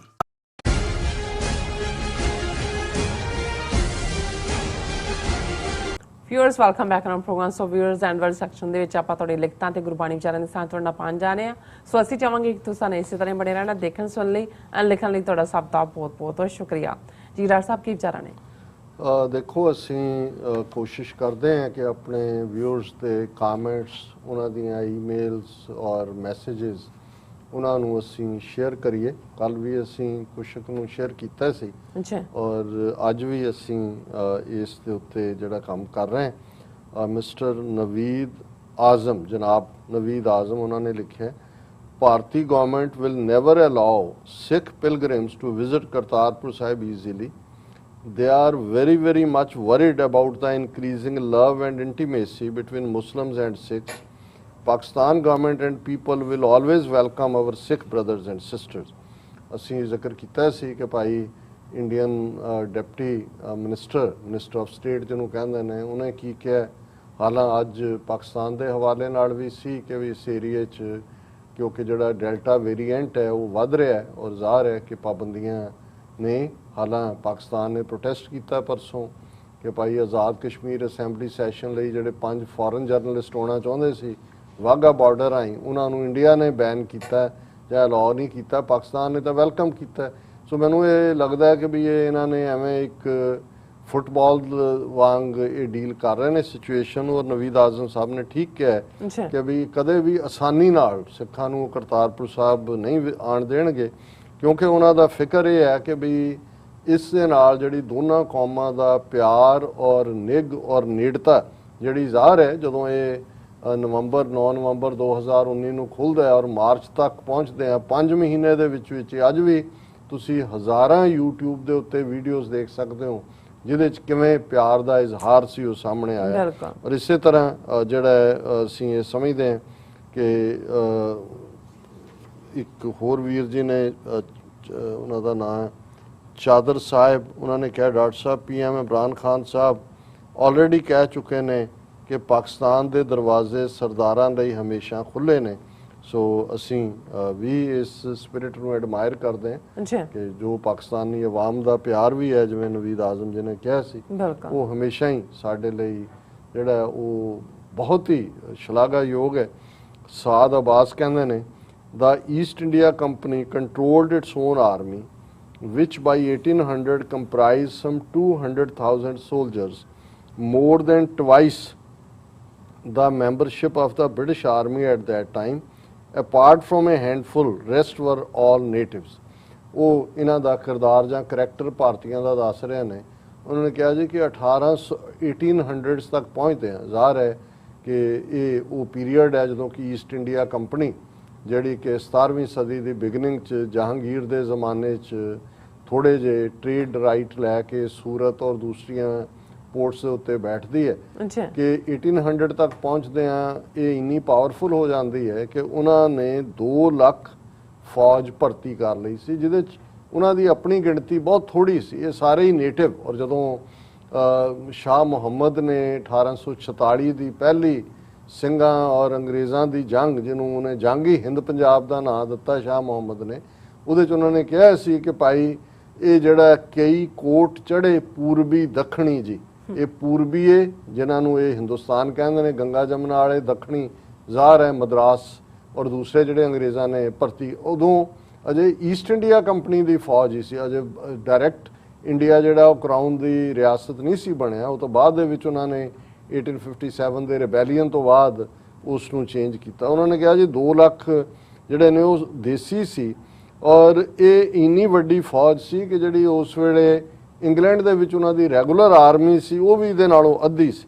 ਫਿਰ ਜਿਹੜੀ ਹੈ ਉਹਨਾਂ ਨੇ ਸ਼ਾਹਿਦ ਮੀਰ ਲਿਖਦੇ ਨੇ, my heartiest appreciation for excellent analysis every time. Thanks to my sister Neelam Kaur for perfect hosting of ਦਾ program. Thank you so much. ਤੁਹਾਡੀ ਵੀ ਤਾਰੀਫ ਕੀਤੀ ਹੈ ਉਹਨਾਂ ਨੇ। ਔਰ ਦਰਸ਼ਨ ਸਿੰਘ ਲਿਖਦੇ ਨੇ from TV84 we know many things which Indian media never prints। ਇਹ ਇਕੱਲੀ ਹੁਣ ਪ੍ਰਿੰਟ ਮੀਡੀਆ ਤੱਕ ਨਹੀਂ, ਜਿਵੇਂ ਝੂਠ ਪੂਰੇ ਜਿਹੜਾ ਹੈ ਉਹਨੂੰ ਢੋਲ ਢਮੱਕੇ ਦੇ ਨਾਲ ਵੇਚਿਆ ਜਾਂਦਾ, ਉਹ ਰੋਜ਼ਾਨਾ ਅਸੀਂ ਦੇਖਦੇ ਜੀ। ਹਾਂ। ਮਸ਼ਦੂਦ ਖਾਨ ਲਿਖਦੇ ਨੇ ਆਨਰੇਬਲ ਡਾਕਟਰ ਸਾਹਿਬ and my dear sister Neelam ਸਾਹਿਬਾ, ਸਤਿ ਸ੍ਰੀ ਅਕਾਲ, ਸਤਿ ਸਲਾਮ। ਸ਼੍ਰੀ ਅਕਾਲ, ਵਾਲੇਕੁਮ ਸਲਾਮ। India is bound to split. Modi, due to his negative attitude, is expediting its downfall. I am dead sure that Kashmir and Khalistan will emerge as sovereign independent states, among others, after this breakup. These are dark days, especially for Kashmir, but every dark cloud has a silver lining in it. We have the same love and respect for Khalistanis as we have for Kashmiris. For us, these are two faces of one coin. Khalistan Zindabad, Kashmir Paindabad। ਸੋ ਮਸ਼ਦੂਦ ਖਾਨ ਜੀ ਬਹੁਤ ਬਹੁਤ ਸ਼ੁਕਰੀਆ, ਜਿਵੇਂ ਉਹਨਾਂ ਨੇ ਬੜੇ ਸਾਦਾ ਲਫ਼ਜ਼ਾਂ ਦੇ ਵਿੱਚ ਇਹ ਕਿਹਾ ਕਿ ਵੀ ਖਾਲਿਸਤਾਨ ਔਰ ਕਸ਼ਮੀਰ ਇੱਕੋ ਸਿੱਕੇ ਦੇ ਦੋ ਪਹਿਲੂ ਨੇ, ਸਾਨੂੰ ਉਨੇ ਹੀ ਉਹ ਪਿਆਰੇ ਨੇ। ਔਰ ਖਾਲਿਸਤਾਨ ਜ਼ਿੰਦਾਬਾਦ ਔਰ ਕਸ਼ਮੀਰ ਪਾਇੰਦਾਬਾਦ ਦੇ ਨਾਲ ਉਹਨਾਂ ਨੇ ਕਿਹਾ ਵੀ ਭਾਰਤ ਟੁੱਟਣ ਵੱਲ ਵੱਧ ਰਿਹਾ ਔਰ ਬਹੁਤ ਜਲਦੀ ਇਹ ਜਿਹੜੇ ਦੋਵੇਂ ਮੁਲਕ ਹੋਣ ਦੇ ਵਿੱਚ ਜਿਹੜੇ ਨੇ ਉਹ ਆਜ਼ਾਦ ਹੋਣਗੇ ਭਾਰਤੀ ਕਬਜ਼ੇ ਤੋਂ। ਔਰ ਉਹਨਾਂ ਨੇ ਇਹ ਜਿਵੇਂ ਇੱਕ ਅੰਗਰੇਜ਼ੀ ਦੀ ਐਕਸਪ੍ਰੈਸ਼ਨ ਅਕਸਰ ਯੂਜ਼ ਹੁੰਦੀ ਹੈ ਕਿ every dark cloud has A silver lining, ਬਿਲਕੁਲ, ਕਿ ਹਰ ਕਾਲੇ ਬੱਦਲ ਦੇ ਪਿੱਛੇ ਇੱਕ ਚਾਂਦੀ ਰੰਗੀ ਜਿਹੜੀ ਹੈ ਚਮਕ ਹੁੰਦੀ ਹੈ। ਔਰ ਜ਼ਾਹਰ ਹੈ ਕਿ ਬਿਜਲੀ ਉੱਥੋਂ ਹੀ ਡਿੱਗਦੀ ਹੈ ਫਿਰ ਬੱਦਲਾਂ ਚੋਂ ਹੀ। ਲੇਕਿਨ ਇਹ ਹੁੰਦਾ ਹੈ ਕਿ ਭਾਈ ਕਦੇ ਵੀ ਆਪਣਾ ਹੌਸਲਾ ਨਾ ਛੱਡੋ, ਆਸ ਨਾ ਛੱਡੋ। ਜੀ ਅੱਜ ਦਾ ਵਿਚਾਰ ਨਹੀਂ ਹੋਏਗਾ। ਹਾਂਜੀ ਡਾਕਟਰ ਸਾਹਿਬ, ਤੁਹਾਡਾ ਬਹੁਤ ਬਹੁਤ ਸ਼ੁਕਰੀਆ, ਤੁਸੀਂ ਆਪਣੇ ਵਿਚਾਰ ਸਾਡੇ ਦਰਸ਼ਕਾਂ ਨਾਲ ਸਾਂਝੇ ਕੀਤੇ ਨੇ। ਸੋ ਇਸ ਤਰ੍ਹਾਂ ਆਪਣੇ ਵਿਊਅਰਸ ਕੋਲ ਲੈਣੇ ਇਜਾਜ਼ਤ। ਵਿਊਅਰਸ, ਸਾਡੇ ਪ੍ਰੋਗਰਾਮ ਦਾ ਸਮਾਂ ਇੱਥੇ ਸਮਾਪਤ ਹੁੰਦਾ। ਤੁਸੀਂ ਆਪਣੀ ਰਾਏ ਤੇ ਸੁਝਾਅ ਸਾਨੂੰ ਭੇਜਣਾ ਭੁੱਲਣਾ ਸਾਡੇ ਇਸ ਪਤੇ ਤੇ sos@tv4.tv ਤੇ ਅਸੀਂ ਆਪਣਾ ਪ੍ਰੋਗਰਾਮ ਲੈ ਕੇ ਫਿਰ ਦੁਬਾਰਾ ਤੁਹਾਡੇ ਸਾਹਮਣੇ ਮੁੱਖ ਹੋਵਾਂਗੇ। ਤਦ ਤੱਕ ਲਈ ਮੈਨੂੰ ਤੇ ਆਪਣਾ ਸੁਣਾ ਗਿਆ ਦੋ ਦੇਖਦੇ ਰਹੋ TV4। ਬੁਲਾ ਦਿਓ ਫਤਿਹ। ਵਾਹਿਗੁਰੂ ਜੀ ਕਾ ਖਾਲਸਾ, ਵਾਹਿਗੁਰੂ ਜੀ ਕੀ ਫਤਿਹ। ਰੱਬ ਰਾਖਾ।